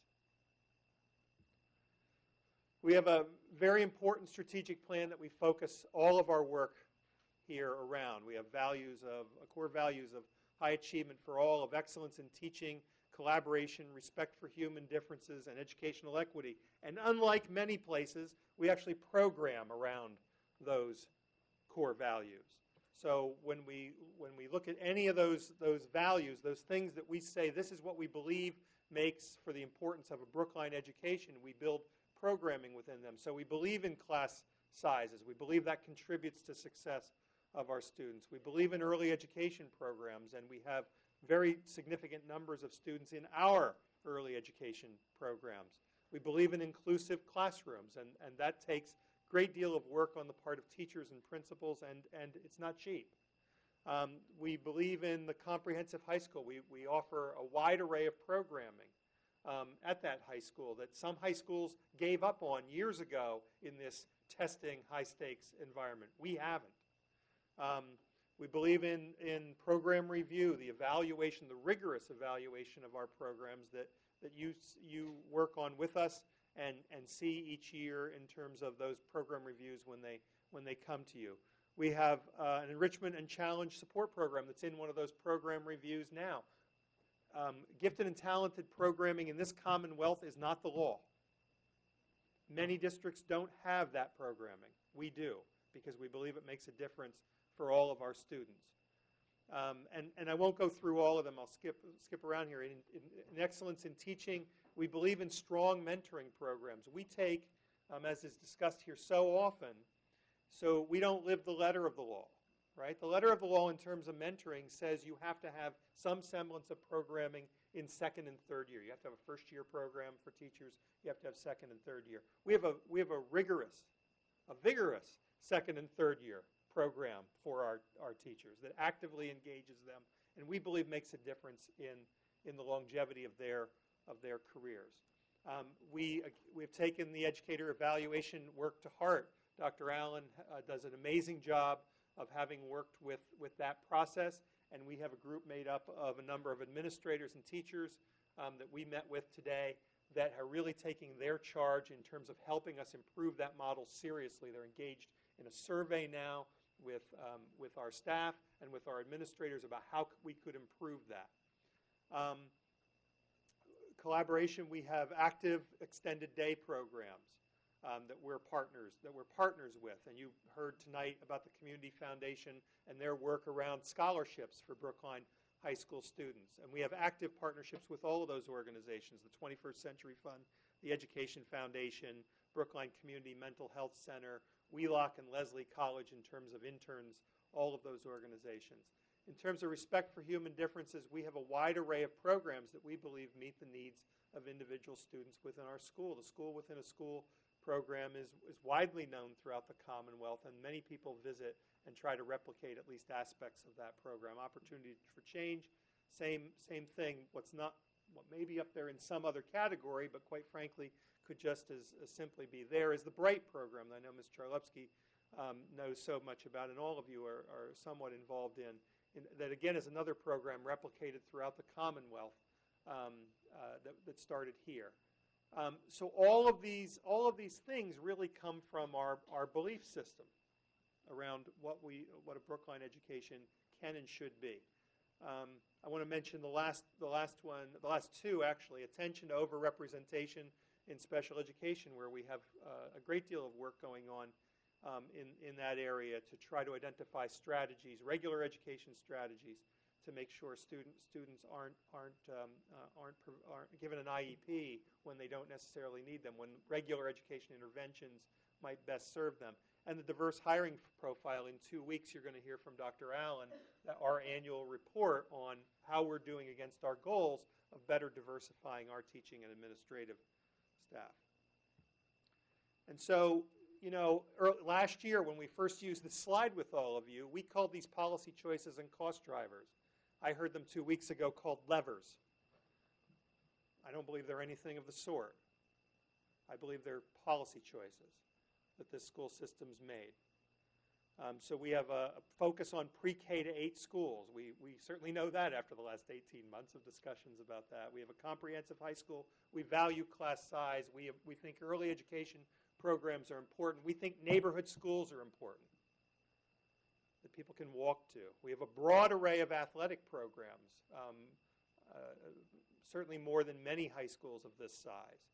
We believe Brookline students belong in Brookline whenever possible, and so, yeah, we're very proud that we build programs for them. We've talked often about the K-1 paraprofessional program that I wish I could say is a K-2 paraprofessional program, but K-1 in terms of paraprofessionals in every one of those classrooms that we believe not only has made a difference for those students, but has made a difference in terms of the need for additional special education paraprofessionals throughout the system. Our focus on equity, our commitment to METCO, to materials fee program, with a ever-changing teaching staff that is ever more focused on programs beyond the collective bargaining agreement, and the importance of that program in terms of attracting them here and retaining them to keep them here. The Staff Children's Center, another piece of that, a program that was located at Baldwin long before I came here, that we don't operate, but I can tell you is key in terms of teachers coming back from leaves earlier, where they know they have a safe place to put their children close to where they work, so that they can return to work quicker than they might have otherwise.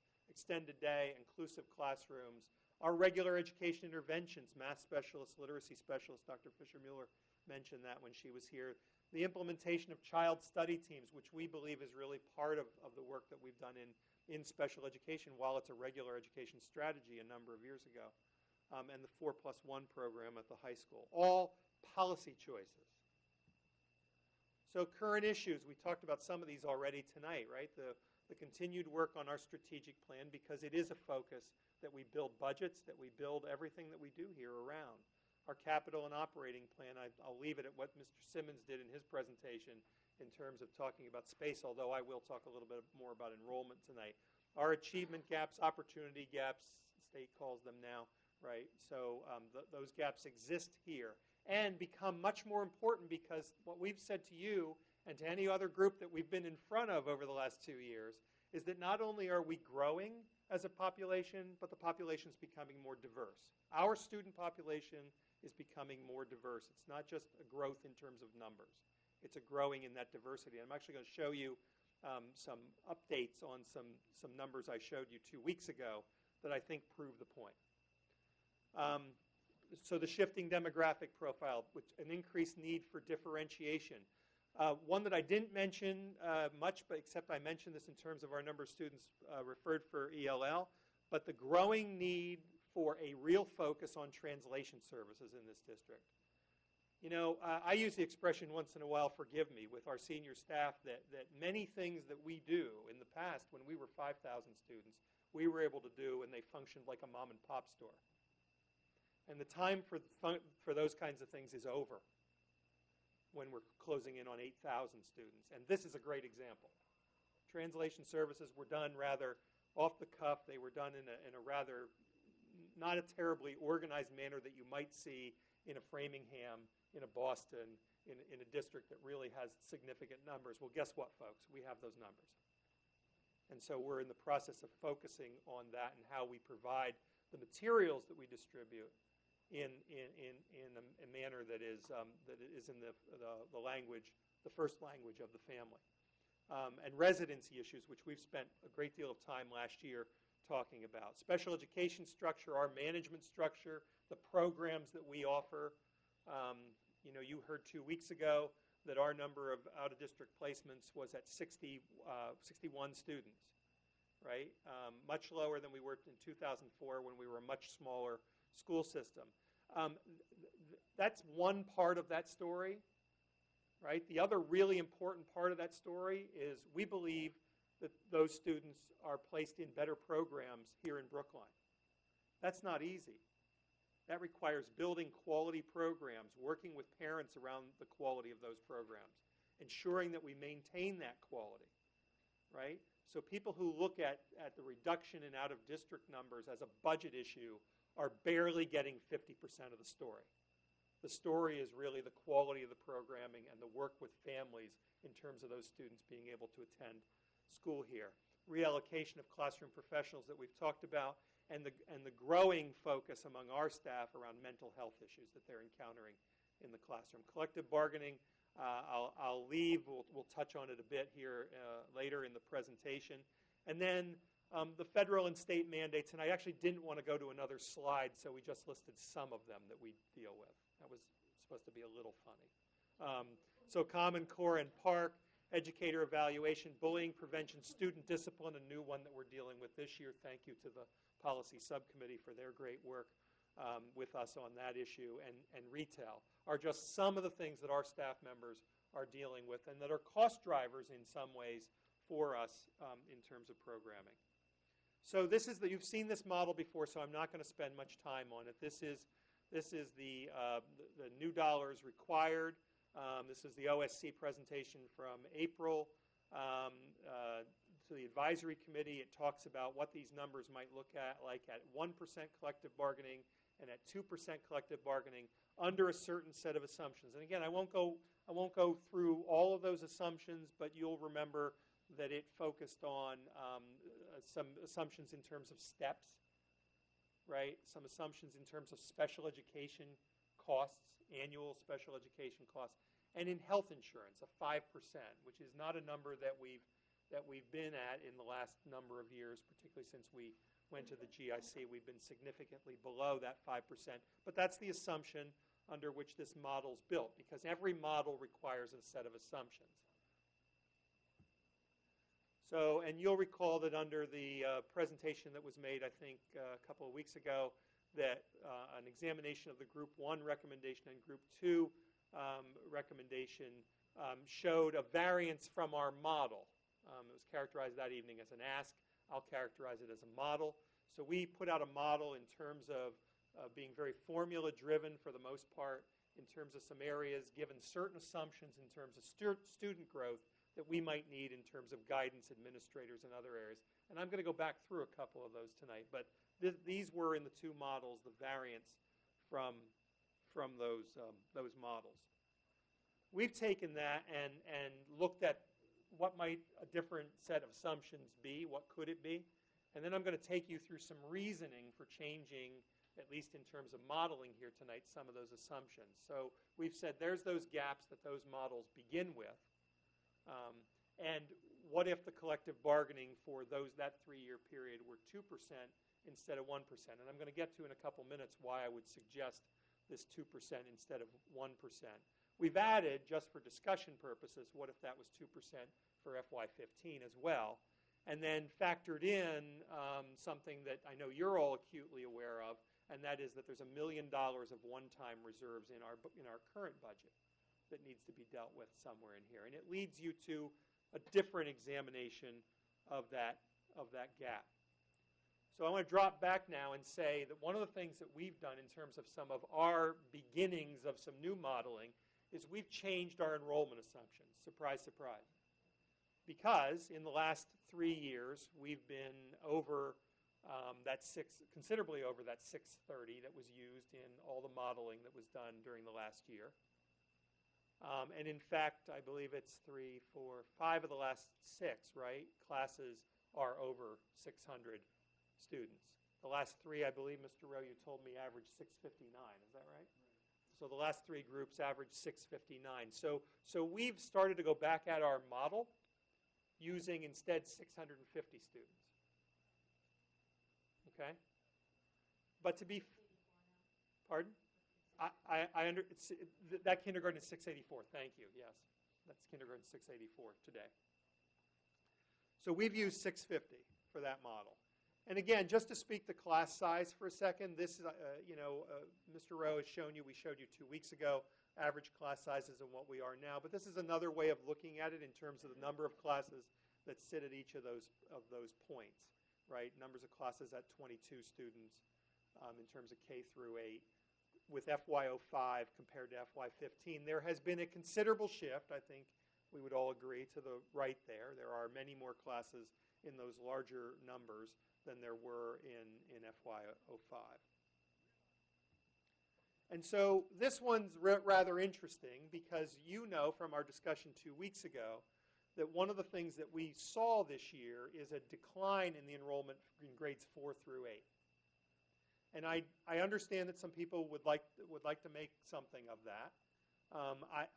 It's slightly more than what we've seen in those numbers in the past, and I'm going to show you again. You've seen it a number of times, but I'm going to show you what those numbers have looked like in the past. But for the sake of discussion, we've updated this chart. So we've taken this chart and we've said, let's use the current 4 through 8 instead of the 4 through 8 we were working with last year, and let's project the high school out using those numbers. Does that make sense? So we've projected that out. And you can see that those numbers are slightly smaller. I used what I call the Hal Mason test. It's a very intricate model. It is the year that Hal believes we have a significant problem that can't be dealt with on the current campus under current conditions, even if we empty everything out. And Hal and I might disagree on which year that is, but what we could agree on here is maybe what's happened, maybe, if it holds, and already we've seen some uptick in some of those numbers in those classes, but maybe if it held, you might get one more year.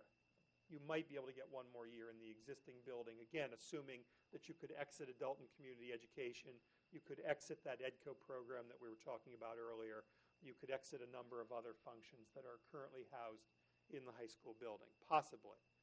But the problem persists. It maybe just pushes it out another year. So we showed you last week charts showing our materials fee enrollment and METCO enrollment. Here's everything. It's presented in a slightly different fashion. What this doesn't show you, as I commented 2 weeks ago, is siblings, right? And none of the charts really show you. I'm going to show you a buffer zone chart that we shared with you a few weeks ago.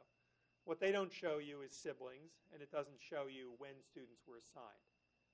So it's easy to look at this. I was in a conversation with the Baker PTO representative the other day who said, really, look at with our numbers, why some number of METCO materials fee students in the class? And you know, because we shared it with you 2 weeks ago, that that's because they were siblings. They were siblings of students who were already enrolled in the school. And that's a assignment pattern that we've used. And this is METCO. So again, 5 students assigned at Baker, and again, I think we're talking about, 4 or 5 of them were siblings in that grouping. So this, I just need to do this again because I thought this really illustrated that point around translation, around the differences in our kindergarten enrollment from X number of years ago, and really adds one thing that I don't believe was considered in any of the modeling that was done. So in the modeling, there was a lot of discussion about METCO students. There was a lot of discussion about materials fee students. There was a lot of discussion about neighborhood schools and those kinds of things. There was, not that I can find, any discussion about ELL students and the fact that we have these language-based programs. So if you'll indulge me, let me go through this again. This is our kindergarten class from this year.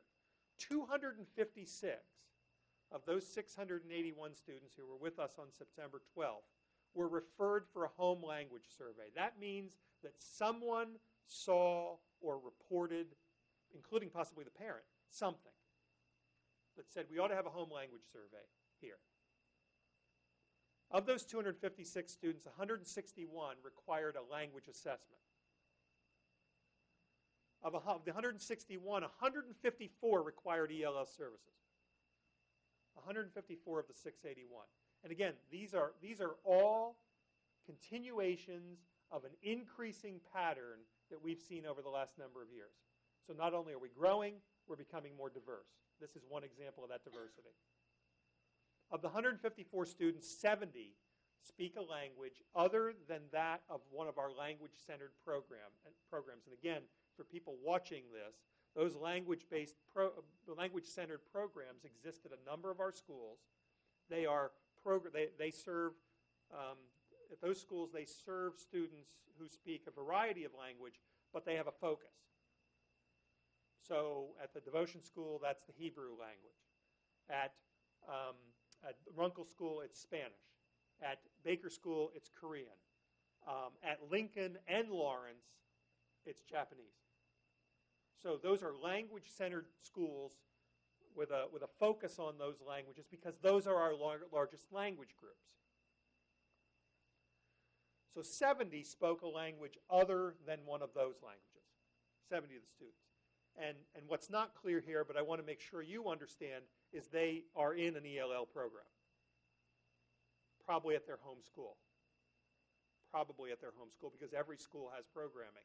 But those other 84 students qualified to attend one of those language centers, which means they're another addition to the formula that is kindergarten assignment. 52 of them chose to attend that language-based program. 31 of them said, rather stay at the neighborhood school. Understand that you have a focused program there. I'd rather be at my neighborhood school. And one opted out of ELL services, which of course parents have the right to do. But that's another complicating factor in well, I guess what I'll call the arithmetic of the assignment process, right? That I don't think we've talked as much about, and that's at least in part my fault, and we need to talk more about, because it's a growing number. So this is buffer zones. Again, this is the same chart you saw a few weeks ago. It hasn't been updated. The way I can tell you that it hasn't been updated, there's still some students out in that buffer column. And as I was asked the other day, why are there still students in the buffer column? And that's only because we haven't updated the chart. They honestly, they were assigned to a school in that time frame. But what this doesn't tell you is siblings. And what this doesn't tell you is when they were assigned. And I'll talk about that in a moment. Yes, please do. Yes. Since I'm a Driscoll parent, I'll ask. So the Driscoll-Runkle buffer zone, there are 15 students in it. What is 15 at Runkle? What does that mean? It means they all were assigned to Runkle. So you'll see that in every column. You'll see Devotion, Lawrence. For example, that's our largest buffer. I believe it's our largest buffer most years. There were 46 students, 26 assigned to Devotion, 18 to Lawrence, 1 to Pierce. They requested an out-of-district placement. And we do have people who request out-of-district placements that we try to honor where we have space. Sometimes we ask about out-of-district placements. So just to be super stupid here, so there are 1, 2, 3, 4 possible buffer zones that Driscoll could be part of, and what you're telling me is that 1 out of 24 got assigned to Driscoll. Well, we were trying to if you look at their numbers in kindergarten, the goal was to try to not add a 4th section. Okay. And if you look at the numbers in kindergarten there, some number of additions would have added a 4th section. And again, I can't tell you off this chart when those numbers, when they enrolled. That's fine, but it's 1 out of 24. Yep. Okay. And it might be different in a different year. If I went back to last year, it might look different. It's year by year dependent. I didn't think we could ask questions, but there was one question I had of the ELL. If that's Absolutely. okay. In addition to the difficulty of assigning, when do the majority of those students show up? So I'll make a broad generalization, Yeah. which I really don't love to do, right? But I will here. Because I believe I'm accurate. I think Michelle would back me up on this. Mrs. McHugh would back me up. Michelle Stanfield Adams, sorry. And Janice McHugh would both back me up on this.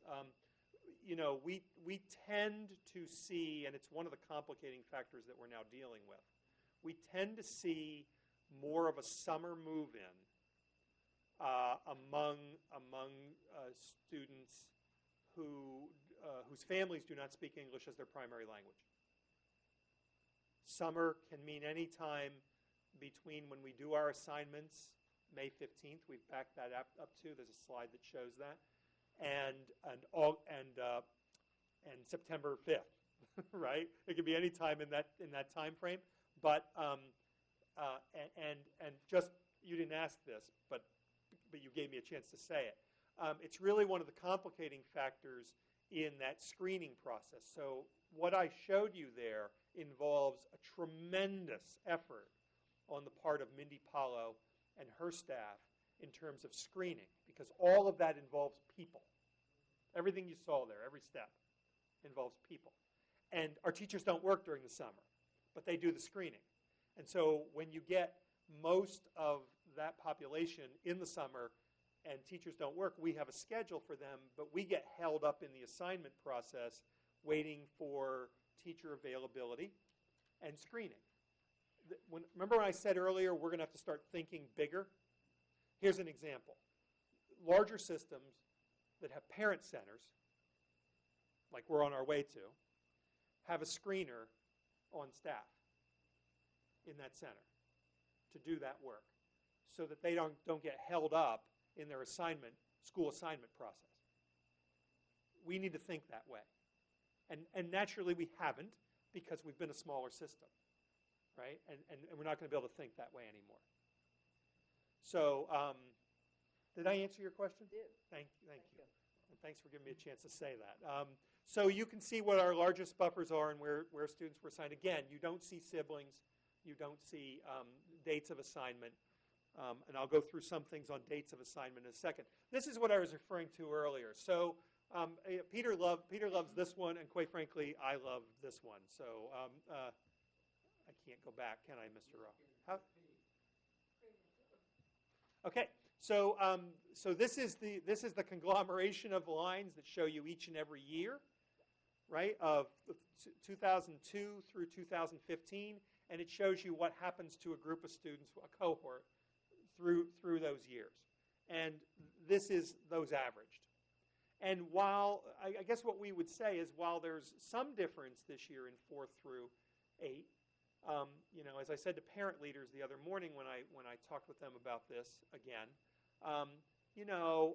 if I had to look at long-term trends, until I see this year's data repeat itself a number of times, I'm going to go with this. I'm going to believe that this is the public schools of Brookline.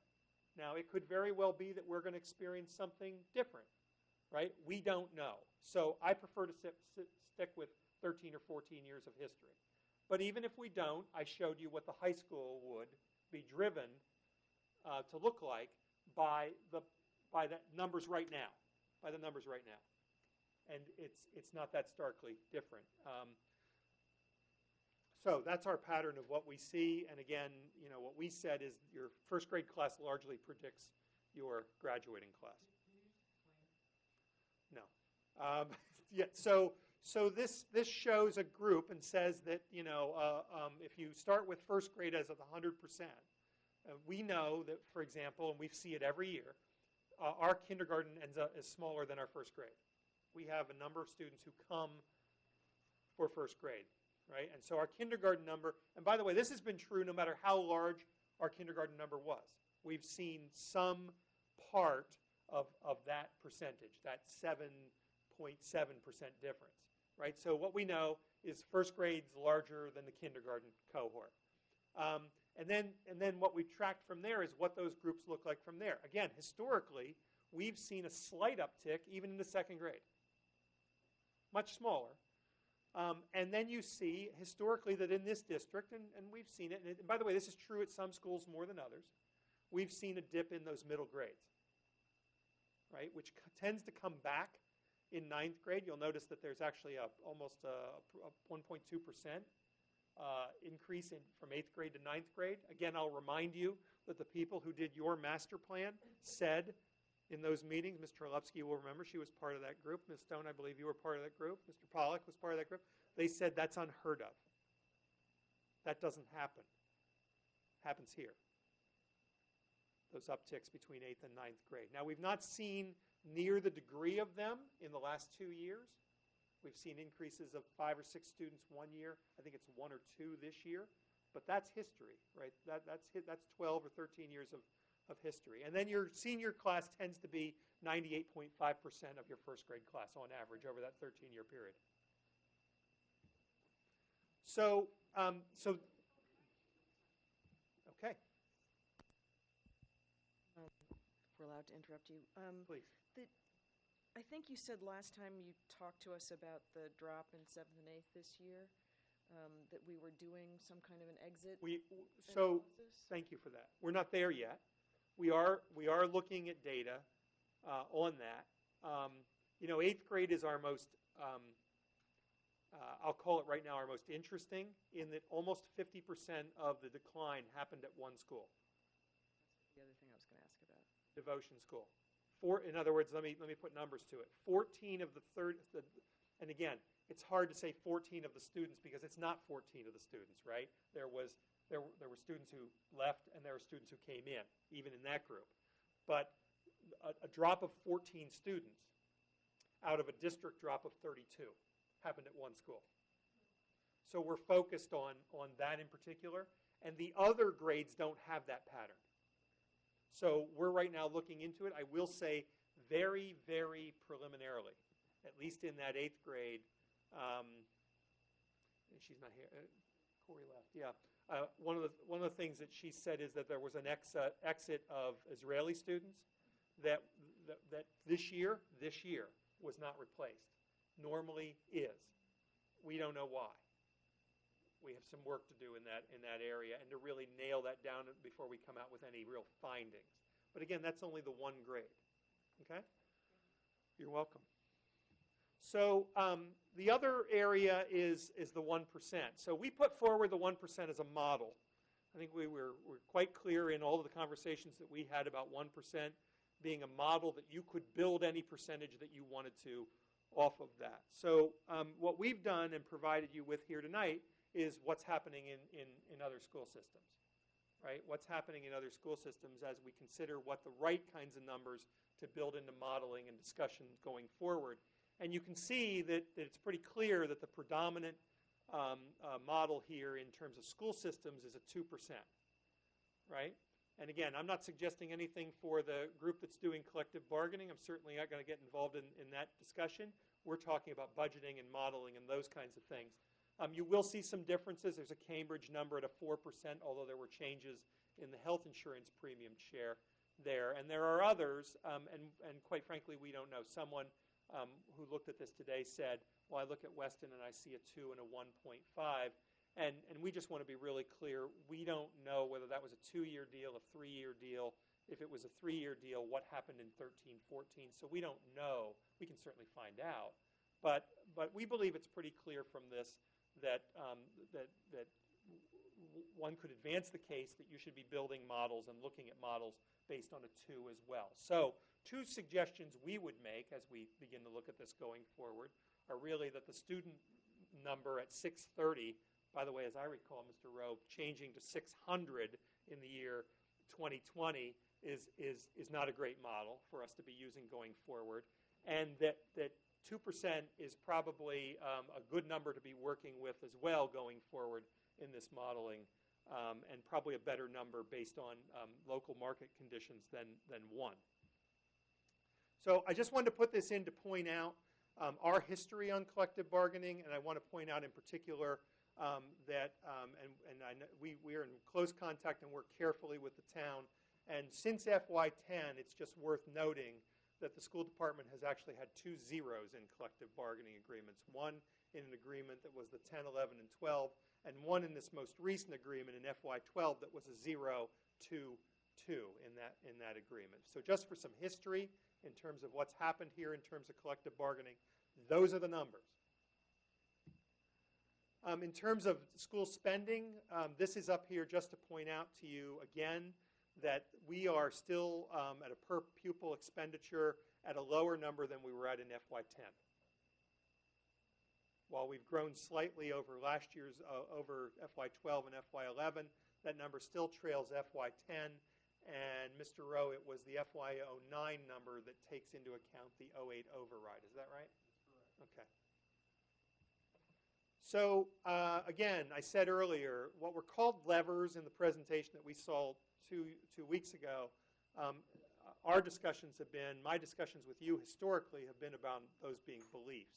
We've talked about maintaining low class size and the benefit of that in terms of the formulas that we've used to hold down special education costs and create outstanding programming for students with IEPs.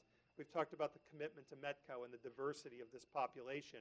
We talked about the materials fee and the importance of that, particularly as our staff gets younger, right? And teaching staffs across the country become less focused on teaching as a career and the importance of keeping teachers for longer term, something we've been able to do, that we continue to believe, and our teachers continue to say that the materials fee program is part of that formula.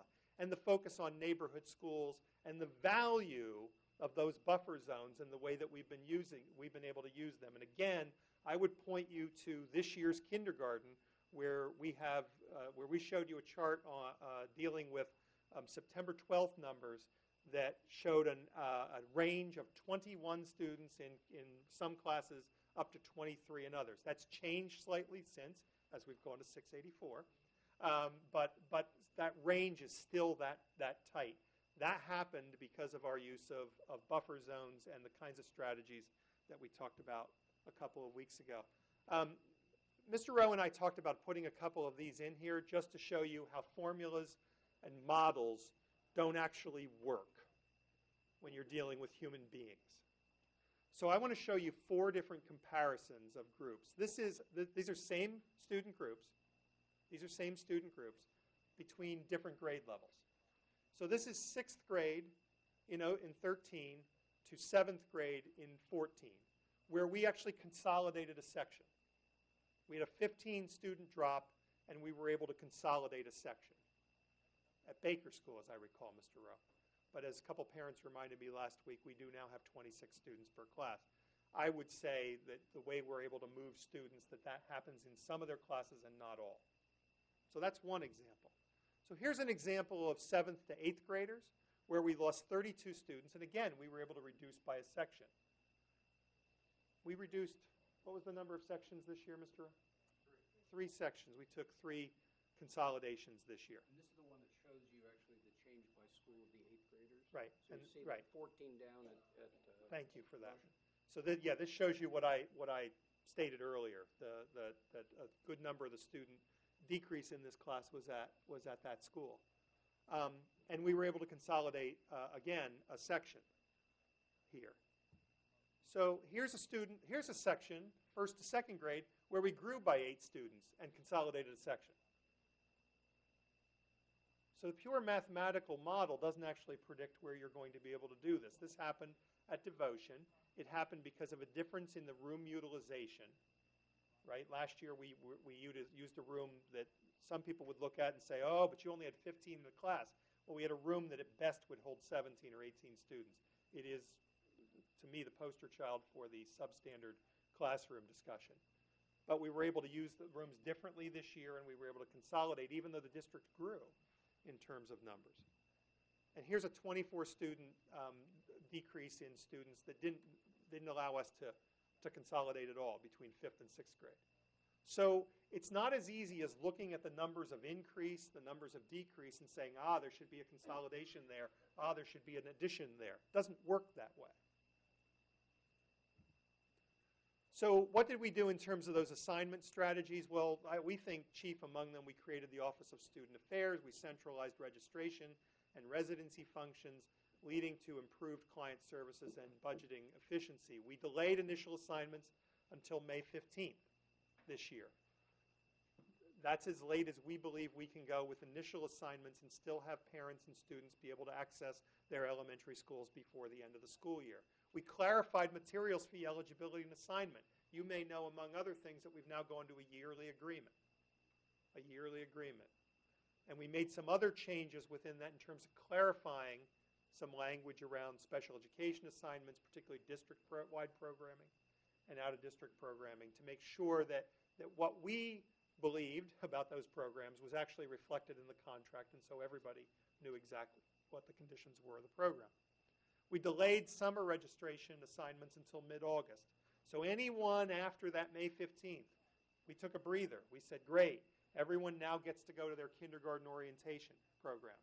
And now we're not going to bother with any of this until mid-August, when we can come back and do more assignments. We invited some families to move from one school to another up to the day before school, and you know those situations. We did that by saying to some people, we've got room in a class over here. You may look at the numbers today and say, I don't know why you thought you had room. You don't have room anymore, but we're not looking at the numbers today. We're looking at the numbers right on the day before school started. So one other thing I was going to say there. Just for curiosity, how many families took us up? So there's 2 different answers to that question. There's a 2nd grade answer from Baker to Lincoln where we said to people, we think we're going to have some larger class sizes here. We're not going to be adding a section. We don't have room. but we have room in other buildings in the district, and one of them's Lincoln, which is not terribly far away maybe for some of you. We know it's second grade. You've been there for 2 years. And we had 2 families take us up on that. And it was enough at the moment, although people have reminded me since we've enrolled some other students in second grade, and, right? In the kindergarten, it was 3 or 4 who we asked to look at another school. There was room, and they did. There was a combination of buffer, Metco, and materials fee.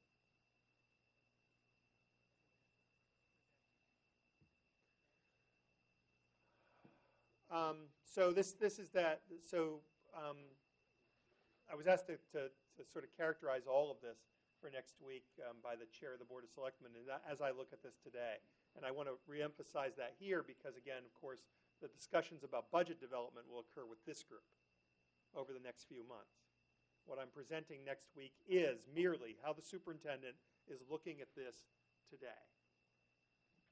So we believe that average of 659 students puts pressure on us. We've told you we've upped that assumption to 650 students. Thank you, Mr. Rowe, for this last sentence. The best information we have available demonstrates that enrollment pressure is not abating. Thank you. And then, of course, what we haven't dealt with in any of this, we just want to keep reminding you in every presentation we make, is any Hancock Village expansion. So back to our model for a few minutes. So you'll remember this, which really I've put up here just to remind you of the categories. We've talked about regular education teachers focused around enrollment growth. We've talked about special education, ELL, regular education support, special education support, administration, and program enhancement and building support, which is more important than the numbers for the moment because, again, we'll be rerunning those numbers. And as I get into some of these examples, I should lead by saying that we'll be rerunning some of these numbers with those assumptions. Mr. Rose already started to do that. So, sorry. Old numbers. Old numbers. Yep, done there for more the categories than anything else tonight. They're based on 630, yes.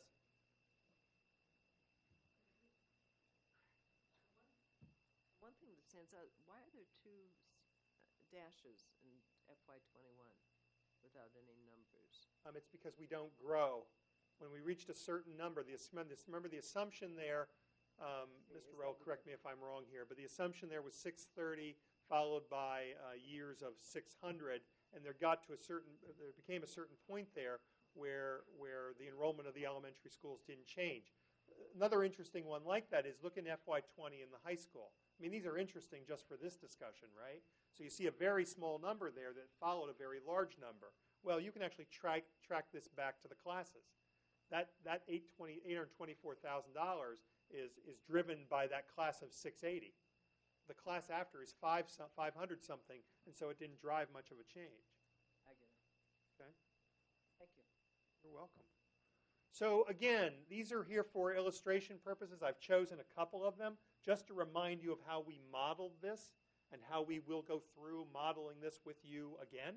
So we said here there is a need as more students are on our campuses for more nursing support. People can challenge it, it's great discussion. We used a formula driven by the National Association of School Nurses, and we actually didn't use theirs or some of their formulas at each of the levels. We took theirs and sort of glommed them together into a 1 to 500. We believe if we'd used them, it would have driven a higher number, but we didn't. And so we talked about what that would do, and to do that, we actually had to make some predictions around the size of each school, right? We couldn't make a district assumption, and so we did. So we took the 10, 1, 13 number, and we made some assumptions about what might happen to the size of the elementary school based on certain things that were happening, certain things that were proposed, etc. Again, those numbers aren't meant to be correct. They're meant to provide a model, right? So it drove a certain, although I have to say, some of them look terribly accurate. And it drove a certain model in terms of the increase that would be necessary in nursing if you were at all interested in following those formulas. Now, one that wasn't so much formula-driven, well, it was, but they were much rougher than the formula I talked about there, was something like elementary vice principals, where we said, we need an increase in vice principals, not only in terms of the administration of 800 or 900 or 1,000 students in a school, but all of the needs that we have around something like educator evaluation, and that will drive. And so we essentially said, let's create buckets, and let's say that of a school of in that 900 to 1,000 range, that's a principal and 3 other administrators, I'll call it, in a school like that. And of a school above 800, that would be a principal and 2 vice principals. And by the way, I should note that this is one of these examples where some of our growth continues. We predict this to happen in 2 years, and it happens sooner. So last year, you recall that in FY15, we said we were budgeting for a 0.5 addition at Baker and a 0.5 at Pierce. We now have a 1.0 at Baker and a 1.0 at Pierce. We actually ended up putting the person at Pierce, but when we added the section at Baker and when they became the largest school in the district, we added the second vice principal when we added the additional section of kindergarten there. Bill, these are the slides that we saw last spring, They are. right? Okay. They are. And then literacy, and I won't go through this in that same level of detail, but that was driven by a programming decision. Again, one of our core objectives, something that we believe has great impact on the kinds of issues that we're dealing with around the diversity of our population and our student needs. We have an initiative that started in that area. We haven't moved as quickly on that initiative as we, quite frankly, need to. And this is meant to drive that initiative. Again, same slide you saw before, and would drive those numbers like this. So that's where we started this. That's how we got there. And in technology, we put forward a proposal last year. This was the final of that we got to you. There were questions, I'll point out, on this, primarily around staffing. I think the report said there was pretty good support for most of the devices and what we were trying to accomplish in terms of programming, and the issues that we were left to solve and knew we had left to solve were around staffing issues.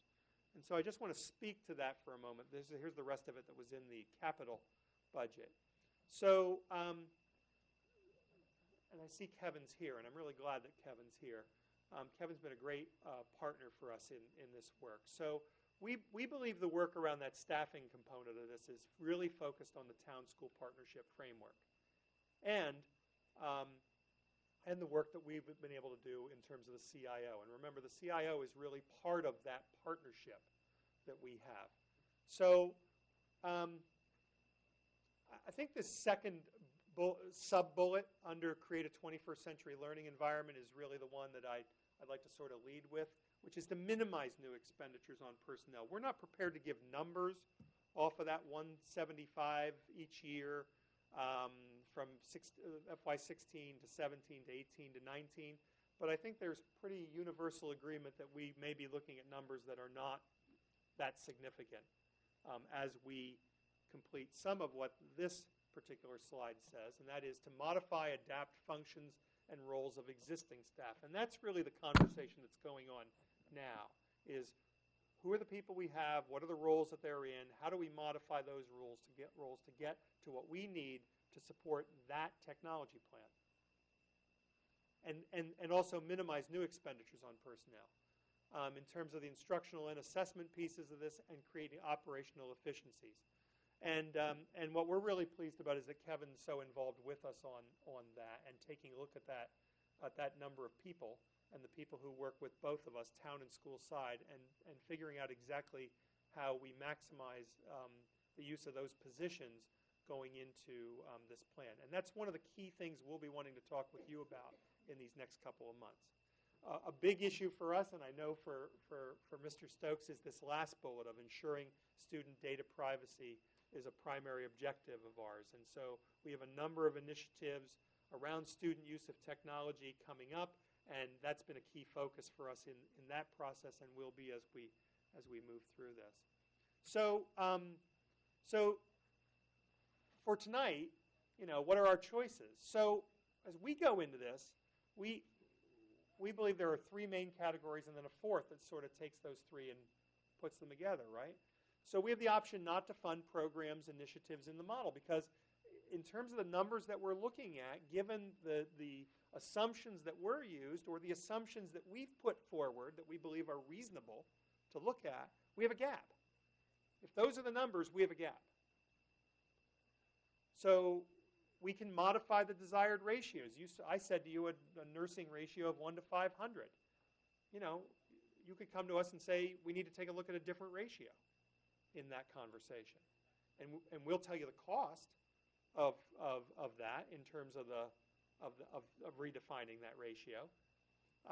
Guidance, administration. We could curtail or reduce initiatives that we have in there in terms of literacy or technology. Those are options available to us. We have the option not to fund programs or initiatives that are currently underway, although I want to just reiterate that I could actually put this in the category of our policies and beliefs, but remember that the report says there is an absence of findings of identifiable waste or fat at each budget that was examined. That's what the report says. So we will be cutting things that are of value, that have not been determined to be fat, if our choice is option 2 or some of option 2. We can choose option 3. There were people who were advocating for looking at option 3, but you will be then examining our belief system, your belief system going forward as a school system. Some of those include Medco, materials fee, class sizes. Those things obviously can be examined. I should put up there, because we've had this discussion, you push on some of those, you push on some of your other beliefs, neighborhood schools. Or we can mix the three and come up with combinations of the three options and put me in a position where I have to choose, and that's where I'm going. Because there are things in the model that was created for what we need going forward that we need to do. And they will be in the budget recommendations that you receive from your senior staff and from your principals. They will be there because they are important if we're to continue the work that we're doing. Right? And that means that other things would be proposed to be reduced. So it's not a matter of just doing everything that we've done. We've never presented budgets that looked like that. Never. And we won't in this environment. And just, the exercise that we're compelled to begin in this is to begin to cost out programs. Now, my hesitation in doing any of what I'm about to do is that these are not recommendations. They are not even options. They are merely an exercise that we go through to say, here's program X. Here's the totality of what program X costs us. Right? As we start through an examination of what that might lead us to in terms of our conversation with you. So we know that, again, examples of cost. I could have 10 pages of these lists. The ECS program is valued at $413,000. The Elementary World Language program, just over $1 million. Steps to Success, just over $300,000. The high school tutorial, just over $880,000. The Calculus project, just over $26,000. The China Exchange program, right around $25,000. The help desk functions for our technology, right around $240,000. Okay? Those are the conversations that as we start talking about any of these options that we have to develop to be able to have conversations around with you about what your choices might be in developing those budgets going forward. Because at the assumptions that were presented or at the assumptions that we believe we've stated a decent case for considering in terms of modification, we simply can't do this program that we believe is consistent with our belief system in this public school system. I'm happy to try to answer any questions for you.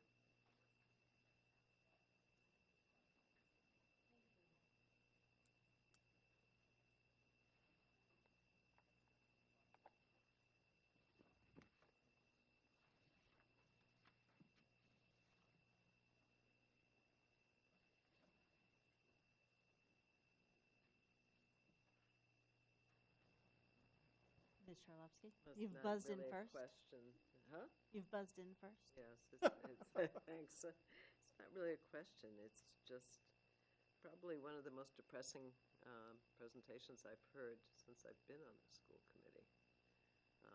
Except for the first year when we had a $4 million deficit, but when I first came on. This is really hard stuff, and depressing. I guess I'll leave it at that.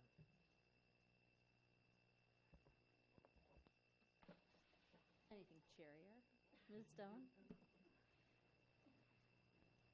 No, Madam Chair, so if you'd like something cheerier, you need to go to somebody else.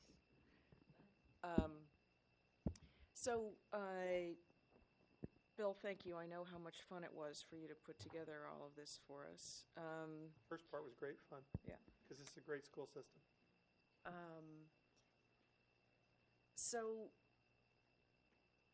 I see that sort of the third bullet on the page, but the middle option, despite the fact that you'd split an infinitive. But Thank you for pointing that out. you're for me. welcome. That's sort of that's the 800-pound gorilla right there. Because Sorry, which is?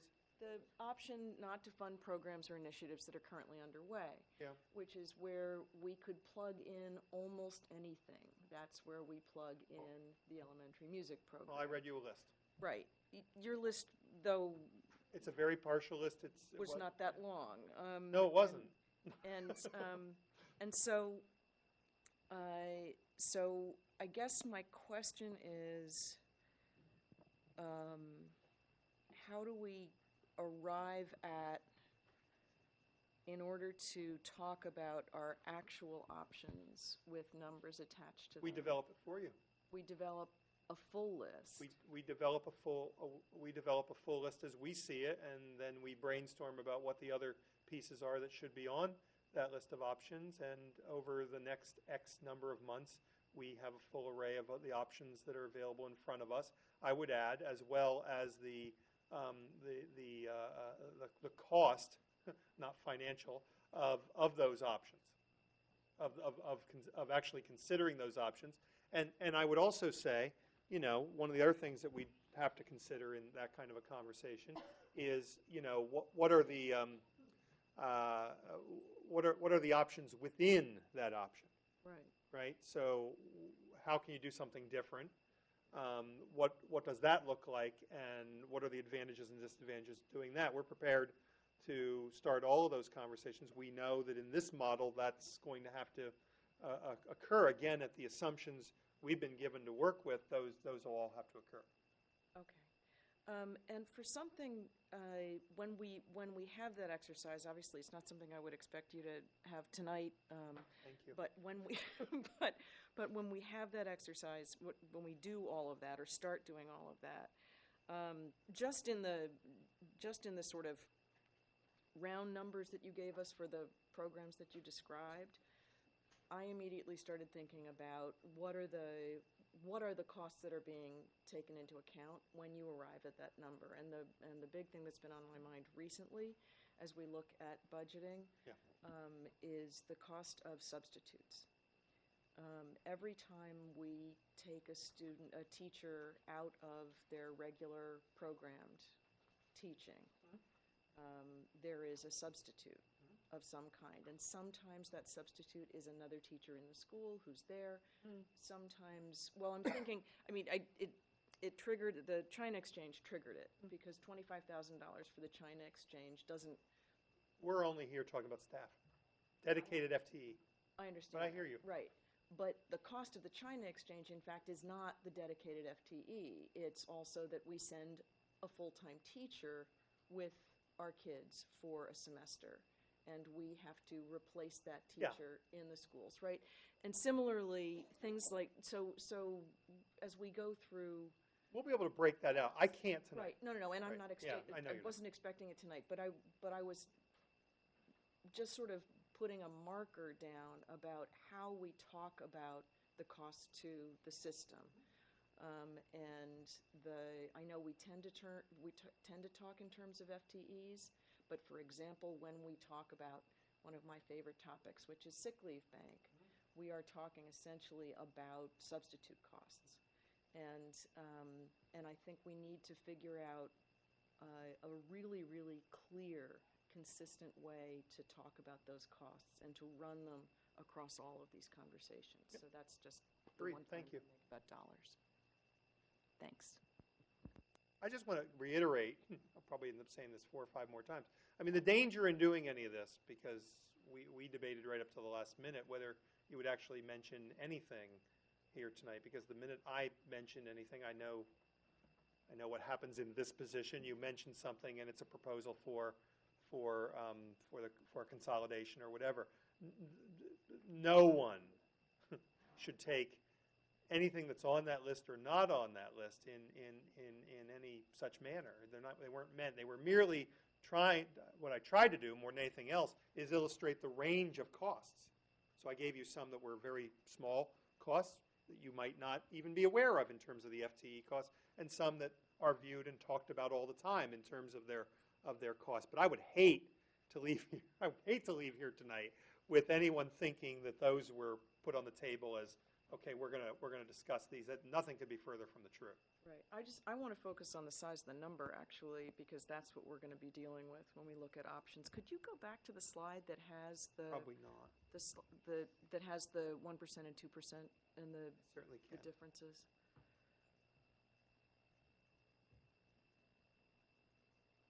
Because that's our challenge. You're talking about a 3-year gap, and essentially, it's not a gap. It's what we have to cut from our budget. That's what we're talking It's the about. gap at those numbers. That's correct. Right? Yes. And the gap represents the difference between what you projected we would need to continue operating the system as we do today with our higher enrollment numbers. Right? And with those programs and initiatives. enhanced- Right, yes, exactly. Okay. exactly. So we have a projection, From and the difference from that model, yes. and so we know what we're looking at in terms of potentially having to cut from the budget over 3 years. Well, again, remember, that in all, and again, And I know that that model there's a had whole set of assumptions those built right, into these numbers. right, and those And- numbers. And will we merely probably- pushed on tonight, just for fun, 2 of them. That we think there's a case to be made to say, I'm not so sure about those assumptions. And here's some evidence why. Right, and all I'm saying is I know we have to plug in the numbers, and I know that we have to run them, and I know we're running different assumptions. But as a marker for the size of the problem we are going to be dealing with,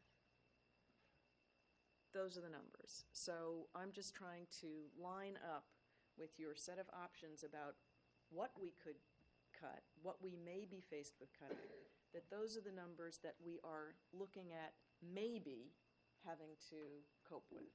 Mhm. Okay.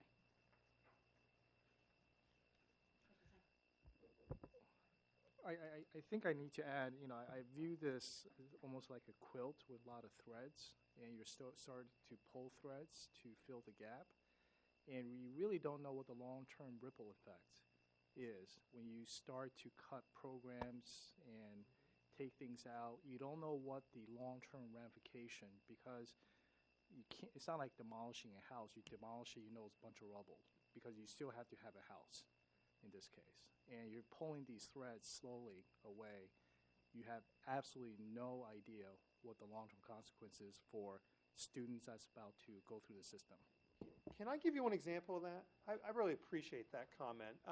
One example of that I probably didn't do a terribly great job of illustrating throughout the course of last year is really those numbers and out-of-district placement. So again, I think this sort of example illustrates why for us that's about building great quality programming in this district for kids. But, and I know there were some pieces in one of the recommendations that actually made some specific program recommendations. And they didn't include a number of the things that we talked about around team facilitation, around certain supporting regular education interventions. That's a good way to guarantee that number will go up, because we won't be able to create the kind of programming going forward for the increased diversity that we'll have among our student body in order to maintain those programs in district. And then your program costs will go up one way or another. So to your point, we've been asked a number of times, how did that happen? How did you create programming to allow more students to go to school here? And it's not one thing.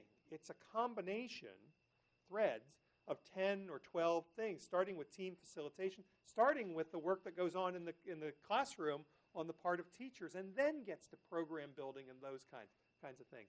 My fear, because I've seen it in other systems, is you start playing around with some of that in the wrong way, and you'll drive costs up. It's a surefire formula.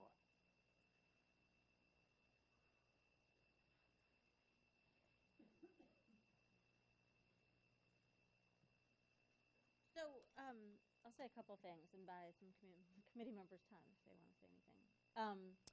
To me, one of the most important strategic slides that you showed is a few slides before this, which was slide 8, which was what are our values and how do our programs line up against them? Because it seems to me that a lot of what we have been building is the problem. We have created this problem. And the way we've created this problem is by and it's a good problem to have, right? This is a highly desirable district to come to, and people are coming here. And we have built over a decade plus, decades, right? And certainly the last, ramping up in the last 5-6 years, a number of these pieces which are desirable to people. And so in a sense, what the good news is that this is a community that values education, and people move here for schools. Very often they move here for other reasons also, but clearly the schools are a tremendous driver of that. And so, so I feel like there's a good news story here also. To my mind, this isn't only depressing. I mean, the one piece that gives me some pause is a couple slides earlier, which is where you had showed essentially, keep going back, essentially achievement starting to plateau. Yes. And us not making progress on our subgroups, low income, yes, minority, special education in particular, who represent an increasing percentage of our student body. Right. If you can go back, what I'm seeing is that what I'd like to be seeing is the kind of the continuation of the upward trend since you've been here. When did you join, Dr. Lupini? 2004. 2004. So I'd love to see kind of the continued upward trend. What I'm noticing is a plateau, and again, this is so macro and 50,000 foot view, but since we have started our enrollment growth, since our class sizes have started to inch up, since we have started to experience this great problem, it also creates a plateau in performance that concerns me. And it concerns me if we continue to try to squeeze out every single possible thing and cutting things that are of value. At the same time, I think we would all agree that the numbers are extremely large. And as we've talked about for the past year plus at this table, nobody wants an override so big that it fails. And so I think being very mindful of what this community is willing to continue to support is an important question. Absolutely. And whether or not and how we do that. Again, I think that as I think about some of the efficiency discussions that we've had over the past year, I think one thing that's been highlighted that might have been in the background before is all of the different things that we have been doing to sort of squeeze out those efficiencies. So assignments is a great example. So certainly we increased the buffer zones a number of years back in order to be able to create efficiencies. We have let class sizes go up. We have assigned students later. We have made provisional assignments this year where we told people that they got to, we were hoping to be able to send them to that school, but we weren't going to guarantee it until later in the summer. We've never done provisional assignments before. Right. The idea of sending people out of their core district to inviting them to attend another school is not something that people are used to seeing here a lot. and not one that I have at least heard any positive feedback about. The fact that we've delayed tightened the residency, tightened the documentation, created a registrar. I mean, all these things, the pieces have been put in place and they've been tightened and tightened and tightened, but I do just worry about stepping back and thinking about the 5-year, 10-year version of this, playing it out, what this means for the quality of education. And I think it's great that it hasn't gone down. I'm not delighted it's plateaued. So anyway, I guess I just wanted to say that, and that while we don't want an override that's going to fail, I guess to Ms. Stone's point, our opportunity to do something with this is our budget directives memo. I mean, that is the document through which, on an annual basis, we try to reflect the community's priorities and reflect our own priorities and give guidance to the superintendent about what to cut and what not to cut, and what to protect and what not to protect. And so I think that will probably be as robust a process as I've ever experienced this year, because as we've just said all along, the selectmen and town meeting give us a number, and it is the role of this committee to figure out what to do with that number, or what priorities to set, and the superintendent's job to figure out within those priorities what to do with that. So I guess there's a Goldilocks problem here. If it's too big, it will fail. If it's too small, I worry a lot about the quality. And so figuring out where it is that we might need to fine-tune knobs even more, given in the context of knobs we've already been fine-tuning, which again I think is something that the community needs more education on, and where, if anywhere, we need to sort of cut brig programs to save and maintain and invest elsewhere. I mean, I don't think I've ever seen a budget from you where you've given us cuts and not growth, right? You always give us places where you say, here, if these are the priorities of the school committee, we need to advance them in these ways, and I'm going to invest even more and cut even more to make sure that the system advances. That's right. So I think we're probably going to see what sometimes the community looks paradoxical, which is we are increasing some program sizes even as we are cutting others. And some people would say, why don't you just take 1% off of all of them? And that's not how you advance a system. No, it's not. So all I'm saying is I appreciate the care that's been taken so far. I appreciate that this is a terrific problem to have and a problem we've created. And I just worry about plateauing as I look forward 5 to 10 years. So let me say 2 things. Thank you for that. Again, this is one indicator. And as Ms. Charlepsky said, Dr. Fisher-Mueller said, I worry about what's underneath this. I worry a lot about what's underneath this in a number of indicators that we look at.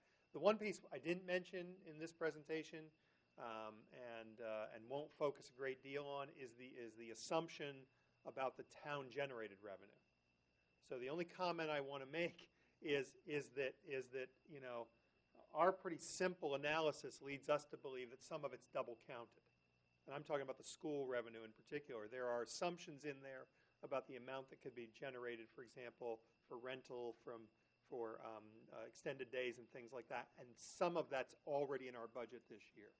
So I worry that number may be high. I've talked enough with Sean Cronin to believe that he believes that some of the other numbers may be, I think the right word would be challenging in order to implement. So I wouldn't go into any of these conversations assuming that 2.3 million, which only makes the matter more difficult. The only other thing I want to note here is that there are a couple places in the Override Study Committee report that talked about benchmarking. And one of the places where I think we as a committee have acutely felt the lack of benchmarking is in central administration. And we've talked about this for I don't know how many years. Rebecca, you might have been chairman. This might have been 3-4 years, all those years ago. But I just want to say that the level of rigor and expectation that I think we have for a central administration study to have comparable information and be not just a light touch, let's look at a couple positions, but actually look more deeply across the central administration. Right. I think we have an expectation that there's good benchmarking and good comparable information beyond just the top level, or are we really thinking deeply about central administration? And if a study like that costs a little bit more, I think we're all, willing to, I mean, obviously within reason, Right. we're willing to think about that, because I think that is an investment in making sure we're making sound decisions. I think that's a place we've talked about not having that information. There have been stops and starts on this, as you know, right back to last August, when we thought it was actually going to be part of the examination done by a consultant through the override study process. It wasn't. That set us back some number of months. We then looked at another consultant, and we're prepared now to move forward in terms of working with the Collins Center to do great work in this area. And it is a top to bottom, including our coordinators, our mid-level managers, to take a look at those positions and try to help us look at what does a school district of 8,000 students look like that, quite frankly, is still operating in those positions like it's one of 5,000. Right. And I'm just happy to support a slightly increased scope on that to make sure that we get that. Thanks. I just want to associate myself with that. I know that we spent a lot of time at the workshop this summer talking about the pressures on you and your senior staff, and that goes all the way down the line in terms of how the system does not plateau, and that starts with all of the supports that we build in for our teachers, who ultimately are the ones every day in touch with the students. Those supports start with being able to be supported at the central level. And I think we really, as I said, I just want to associate myself with what Susan was saying. I think there are so many pieces to this question of what a system looks like that can maintain excellence at this size, and we are not that system. And I think we need to take a very hard look at a lot of different systems and different configurations to figure out what's right for us. So in some ways, that's the silver lining to the initial study not happening, because it gives us an opportunity to say, we've got some really specific things to look at, and we need really, really solid data in order to make the best decisions in that regard. So I'm there too. If there aren't anything else, the only thing I want to say is a thank you to Kevin. We know that over the past year, there's been increased coordination and increased tight coordination. So Kevin, thank you to you. Jennifer, thank you to you, and to Scott, and to everybody who's really thinking about how tight that should be and where the overlaps are. I know it was a big area, and thinking at first and foremost not about devices, but about children, and about teachers who teach those children, and about teachers who teach children using devices and need professional development to do so, and need help desk support to do so, and need a whole bunch of things to do so. That it's not, I would never ever support a device-only set of investments, and I don't think anybody here would. And so I think that part of the question of how this gets administered is important. So thank you for your increased collaboration and increasing, always supportive, but the increasingly tight collaboration. We're grateful for that. Thanks. Okay. Ms. Gatto.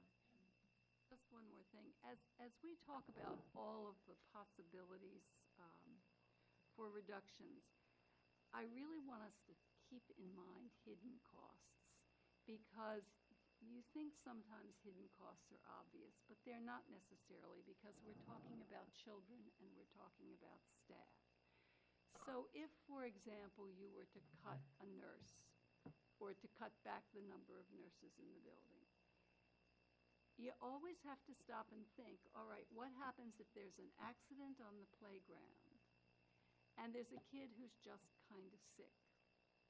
What happens to that child? Who is watching that child? Who is not able to do their job because they've got that additional burden? That's only one example. You could talk about, for example, reducing the music program. Well, what does that do? We always think about what does that do to teachers' free periods or planning periods. But those kinds of things, which I know we take into consideration, but I don't always think they're all so obvious.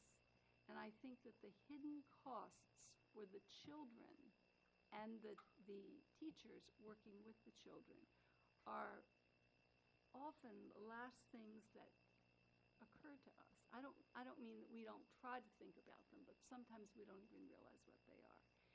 And so I think that we have to be always very careful to keep that in mind, which I think we always try to do.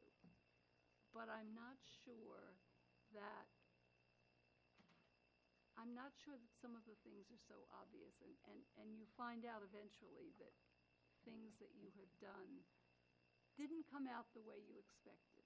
I think that's true. I think you offered two interesting examples of that. The example I offered in Mr. Chang's question was I think identical. You can make reductions in certain things, and you will pop up costs in other areas, and you'll pop up things that aren't necessarily costs, but change programming in a way that doesn't benefit staff, that doesn't benefit students, that doesn't benefit parents. A long time ago, Kevin Lang began preaching to me the law of unintended consequences, and I've kept it near and dear in every budget development process.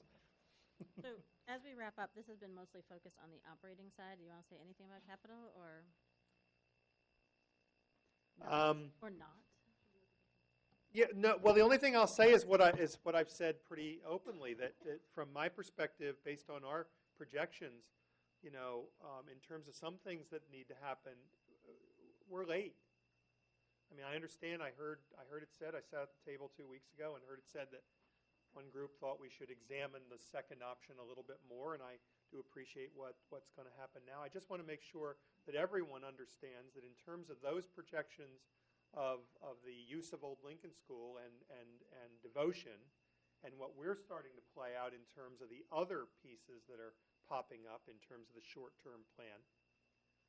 And I joked about Hal Mason, that Hal Mason and I go back and forth on what's the year that once you empty everything out of the high school that you actually it doesn't work, right? That none of us believe we will have Old Lincoln School available to us in a time frame that Brookline High School needs it. So let that sink in for a moment. Because what that means is looking at different kinds of options, lots and lots of different options in terms of what we might need to do, because that might be the only space we have available. So, I think the conversations are interesting. I certainly think they're necessary. And as the person that needs to propose what we're going to do in the years up to when we implement something, I'm here to say to you that we're late. That we're late. And we're in the midst now of planning some of the things that might need to be implemented because of that time frame having slipped away on us. And based on just some general discussion about some of those options and what they are, they wouldn't make you any happier than the rest of this presentation. I mean, I'll just use as an example because I have a number of places. I was fortunate enough, I guess, in one way or another, to run into a colleague from Washington when I was at an AASA event in the spring, who said, I'm in a district that decided too late that they needed a second high school. We're doing it now, but we decided too late. Right? We didn't meet the time frames under which we actually needed the building. And so we're in a process for the years while that's being built, the 2 years while that's being built, they are, and this is one form of it, we're running a schedule that goes from 7 a.m. to 5 p.m. with 80% of the students scheduled in to the classes for that period of time. Now that's a modified, double session. It's not really double session. It's a modification of that. So student schedules are done within that time frame with an attempt to free up students in the morning, some students in the afternoon, and some students like having the middle of the day, right? But that's what they're doing for a 2 or 3 year period. So the headmaster and their high school principal are in touch because we're paying attention to what they're doing and what they're learning from it, and we'll encounter others like that because it's too late. We're not going to have the facilities that we need in the time frame and that we've been talking about for the last 4 or 5 years. So that's my comment on capital. I understand the need to continue to explore all options, the 9th school, continue to test Driscoll, our SOI, all those pieces. And I've just spoken here about the high school piece. And, you know, in the short-term plans, we're now mapping out. Baker is very much included in those conversations now, along with devotion. Pierce is very much included back in the discussions just because there isn't room. We have a conversation tomorrow with Sean Cronin about, here's an oldie but goodie in terms of terms you haven't heard in a while, about small ball, right? The small ball being, what can we create that is a little bit more than a little bit creative at any of these places that would create additional capacity. But again, back to my comment from earlier in the evening, what none of those options create is the right kinds of common space. So sure, you can do something, because it's been talked about, we've talked about it, you can do something with Sperber to create more capacity at Pierce. You will rent space for coordinators because there'll be some mid-level coordination structure, right, under any circumstance, right? So you'll rent space for that, and you'll add X number of classrooms, and you won't have any more common space than you have today. So what did you accomplish? You created short-term classrooms. So, you know, very much there are it's a moving target in terms of what's in the mix for Old Lincoln, and we're still dealing with, again, as I said earlier, wanting to move more sections, more classes of devotion school out for during this project. So, you know, it's very difficult, and it makes it much more difficult when we don't have the long-term solutions and we can't plan to those long-term solutions. That's my comment. Thank you for asking. To state the obvious, then, we will have a lot more information in November once there's information back on a Driscoll SOI. If that doesn't come through, then there'll have to be more short-term dislocation, and I mean, I think what it means is that there will be we'll be forced into choices that might have bad educational outcomes. I think the second piece of it, though, is the 9th school study, which, you know, again, is in no way relitigating the B-Space process, but certainly picking up on a very specific sort of professional and technical piece of the equation, which is around land acquisition. And so I guess part of this, and time frame and cost and all that sort of thing, because I think what's clear to everybody, or at least clear to most people, everyone soon, is that even if the Driscoll SOI comes through, that won't be enough necessarily, given all of the different pieces of enrollment growth we're facing in North Brookline, potential growth elsewhere. So we might need it anyway, and sort of we'd best be not setting up future school committee discussions to be behind the 8 ball without professional information that we need. So anyway, that was one thing I think was an incredibly positive and helpful piece of the Override Study Committee's recommendations to continue to push on the question of eminent domain and land purchase for our 9th school. So I think that was a very helpful piece that we can thank them for. Thanks very much. Okay. Moving on. We are about 45 minutes behind. It's time, Dr. Lupini, for your evaluation, which I know is your favorite part of the year.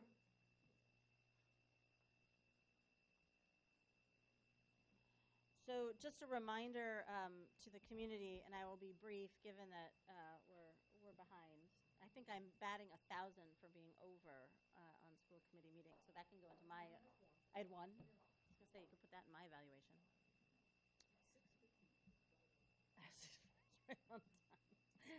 It all went wrong from there. All right.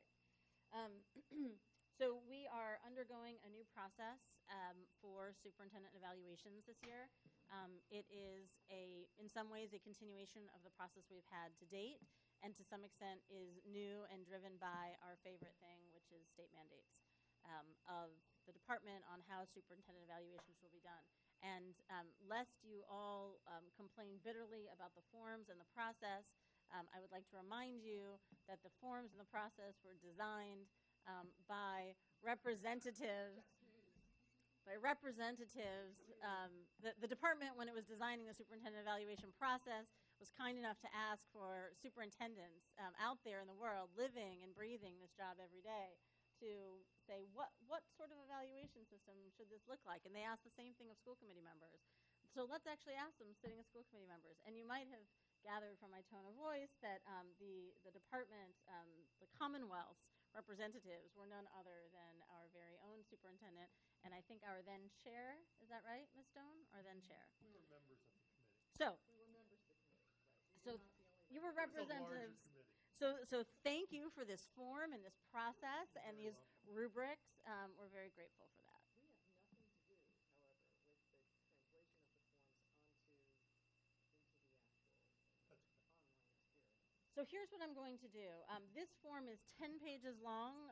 It's going to be a public document as soon as I post it. So let me just give the highlights here, and then everyone can read it. The other piece that's new this year is that individual school committee members are doing their own evaluations, all of which are public also. I will note, having spoken to school committee members and chairmen in other districts, that a substantial number of other districts are not actually complying with the law. So congratulations to all of you for, I will say, making it through this delightful form that our colleagues have designed for us, and doing it in such a rigorous way. You do. You get to do it again next year. You get to do it again next year. There's no reprieve, sorry. So the first set of questions is around assessing progress. All joking aside, I mean, we have three functions as a school committee, one of which is approving the budget, the second is setting policy, and the third is hiring, firing, and evaluating the superintendent. So this is one of the three things we do as we remind ourselves on a regular basis, so it actually is important. So the first question is assessing progress towards goals, and I will briefly read off the goals from last year, which I will also note we changed halfway through, but these are the goals that we started with.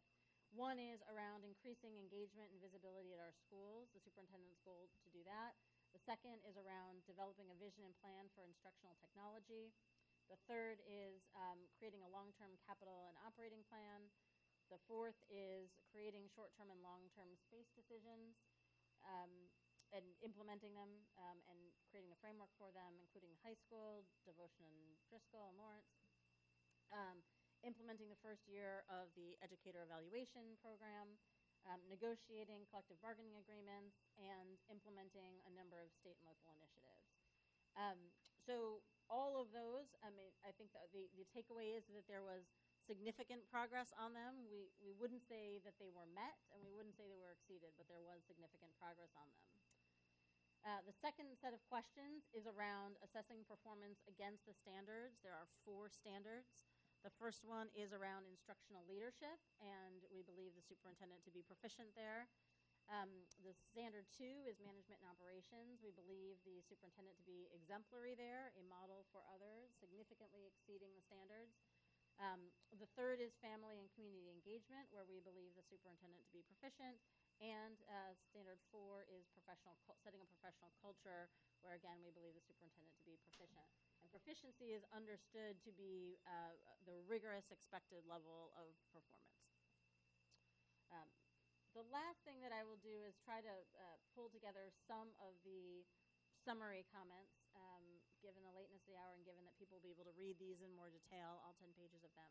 I'm not going to go into all of them, but I think there are a few things. One is, again, to reiterate that this is based on each of the individual school committee members' points of view. It's based on nearly a dozen one-on-one interviews that were held with principals, administrative leaders, and others, as well as formal and informal input from over 100 community members in written form and in other forms and in oral form. Again, I think the overall takeaway is that we continue to be a quite high-performing district, that we develop and retain highly qualified educators, and we attract hundreds and hundreds of new families and their beautiful snowflakes every single year. and that Dr. Lupini's leadership over the past 10 years has moved us forward significantly.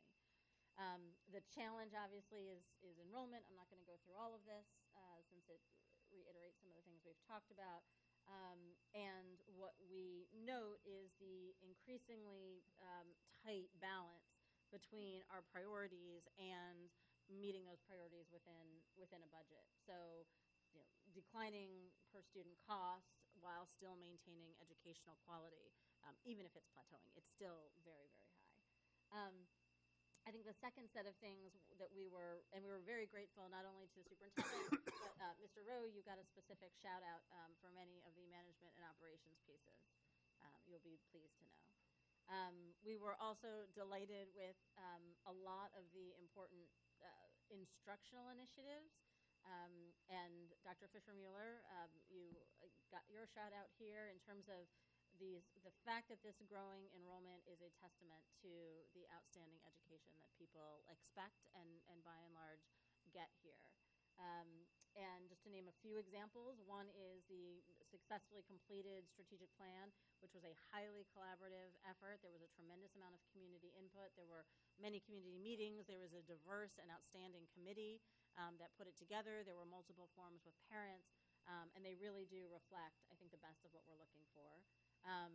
Led by Dr. Fisher-Mueller, teachers, principals, parents, and non-parent community members. The second thing that we would note is the building blocks of our emerging technology plan, with feedback from the Override Study Committee, as well as feedback from the town's IT leadership and how well that has started to gel. Third is the continued rollout of a number of different pieces, things like retail and other important initiatives for us.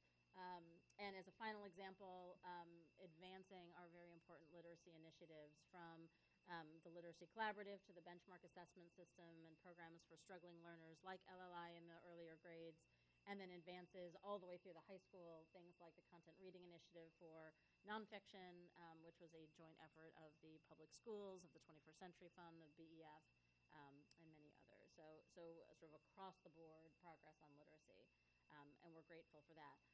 We're grateful, Dr. Allen, you got a shout out here as well, for the ability to continue to hire highly qualified educators, and we're pleased about that. We're excited about our new Lincoln principal, our new Lincoln principal, our new old Lincoln principal, which I assume we're going to name We at are some gonna come point. up with a different name, And we look forward to what some in the community have been actively speaking out about, which is a search for the devotion school principal that's very inclusive, that people have a chance to hear their priorities heard and participate in this fall.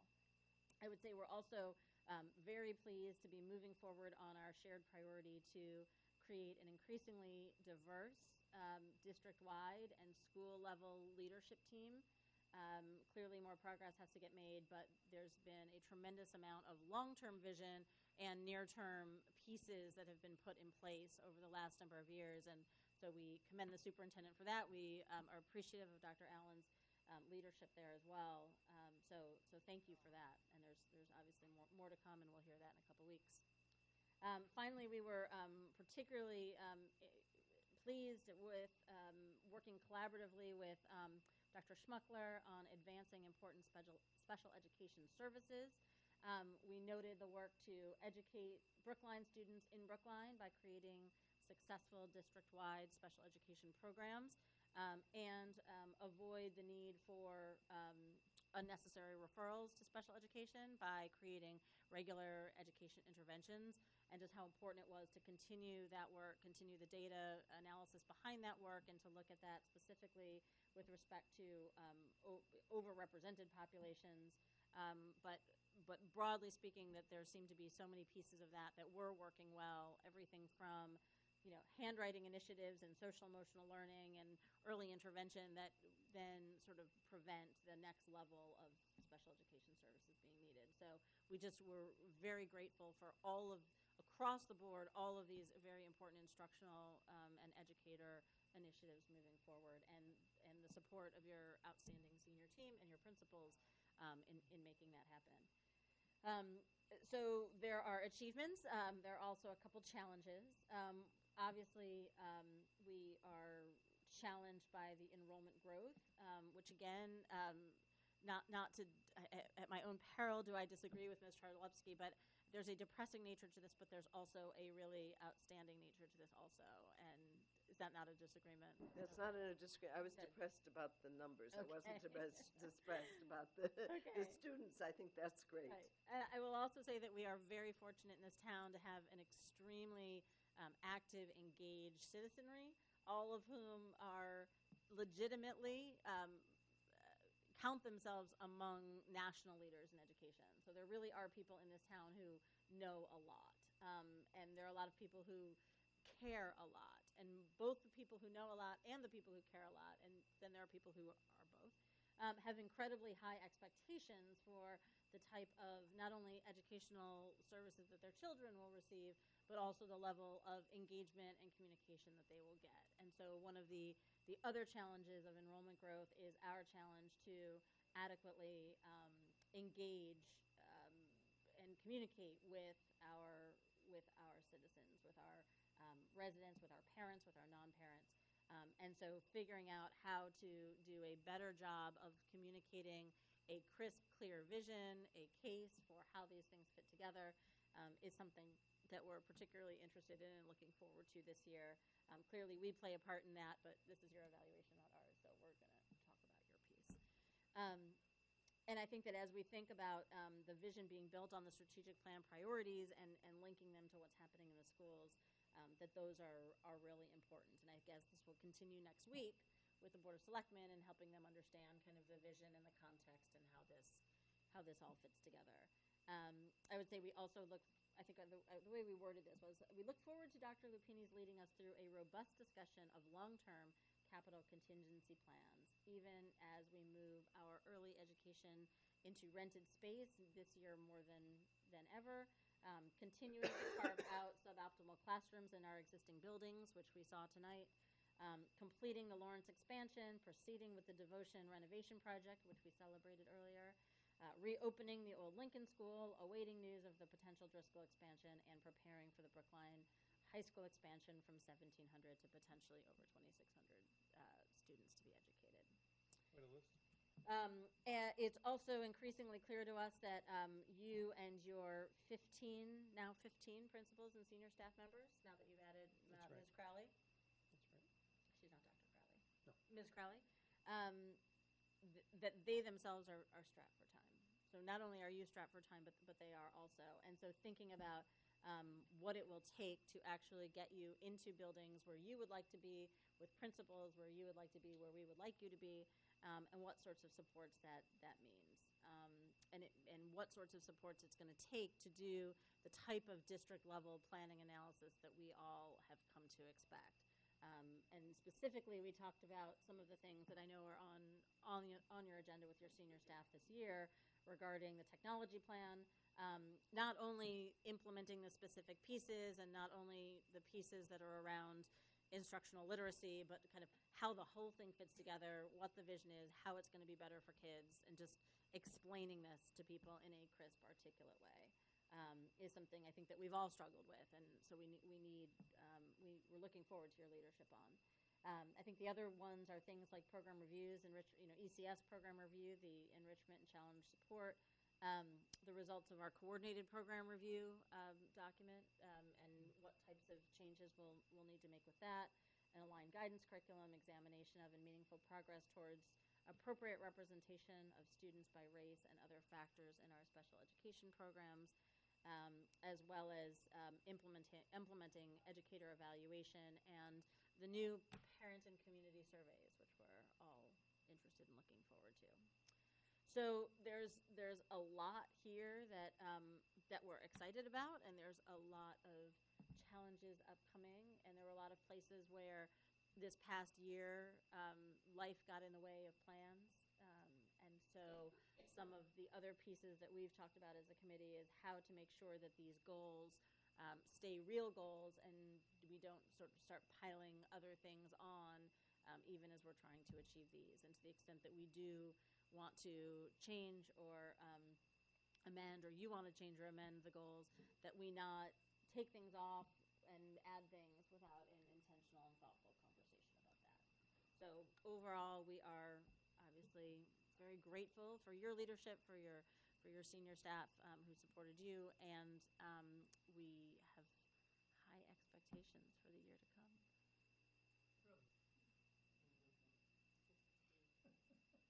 Is there anything else anybody wants to add to that? Anything I missed or anything? I tried to be comprehensive. People kind of want to know where we are, so that's kind of where we are.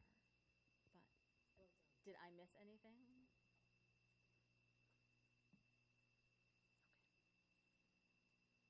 Okay. Would you like to say anything? So I'll just say thank you for that. I appreciate that. What I appreciate more, I have to say, I think I say every year, is the conversation, particularly with the chair and vice chair around these elements, around how I can improve my practice, because that's my chief goal here, is how to better work with this group of people, how to better work with principals, how to better support teachers and our students, which is really what we're all here for. And it continues to be an honor to serve in this position in this school district, in such a terrific place, and to work with so many great people every day. That's what makes me get up in the morning, is having the chance to work with the people I work with, and the chances I get to interact with our students in particular. I won't tell the story I told earlier, right? And so thank you. I appreciate the feedback. It's important to me as I strive to do a better job. Thanks. Well, this will we'll post this, Ms. Coyne, as soon as I get it to you. We will post the individual evaluations, and that will conclude the evaluation process. Is there any new business? This phase of This phase of the evaluation process. Right. Right, because then we have goals. We'll be back which with goals and- Immediately yeah. start to Right. start to evaluate Really against. there. All right. It's a cycle. Any new business? All right. We do have need for an executive session to conduct strategy sessions in preparation for negotiations with non-union personnel. Ms. Coyne, will you poll the committee?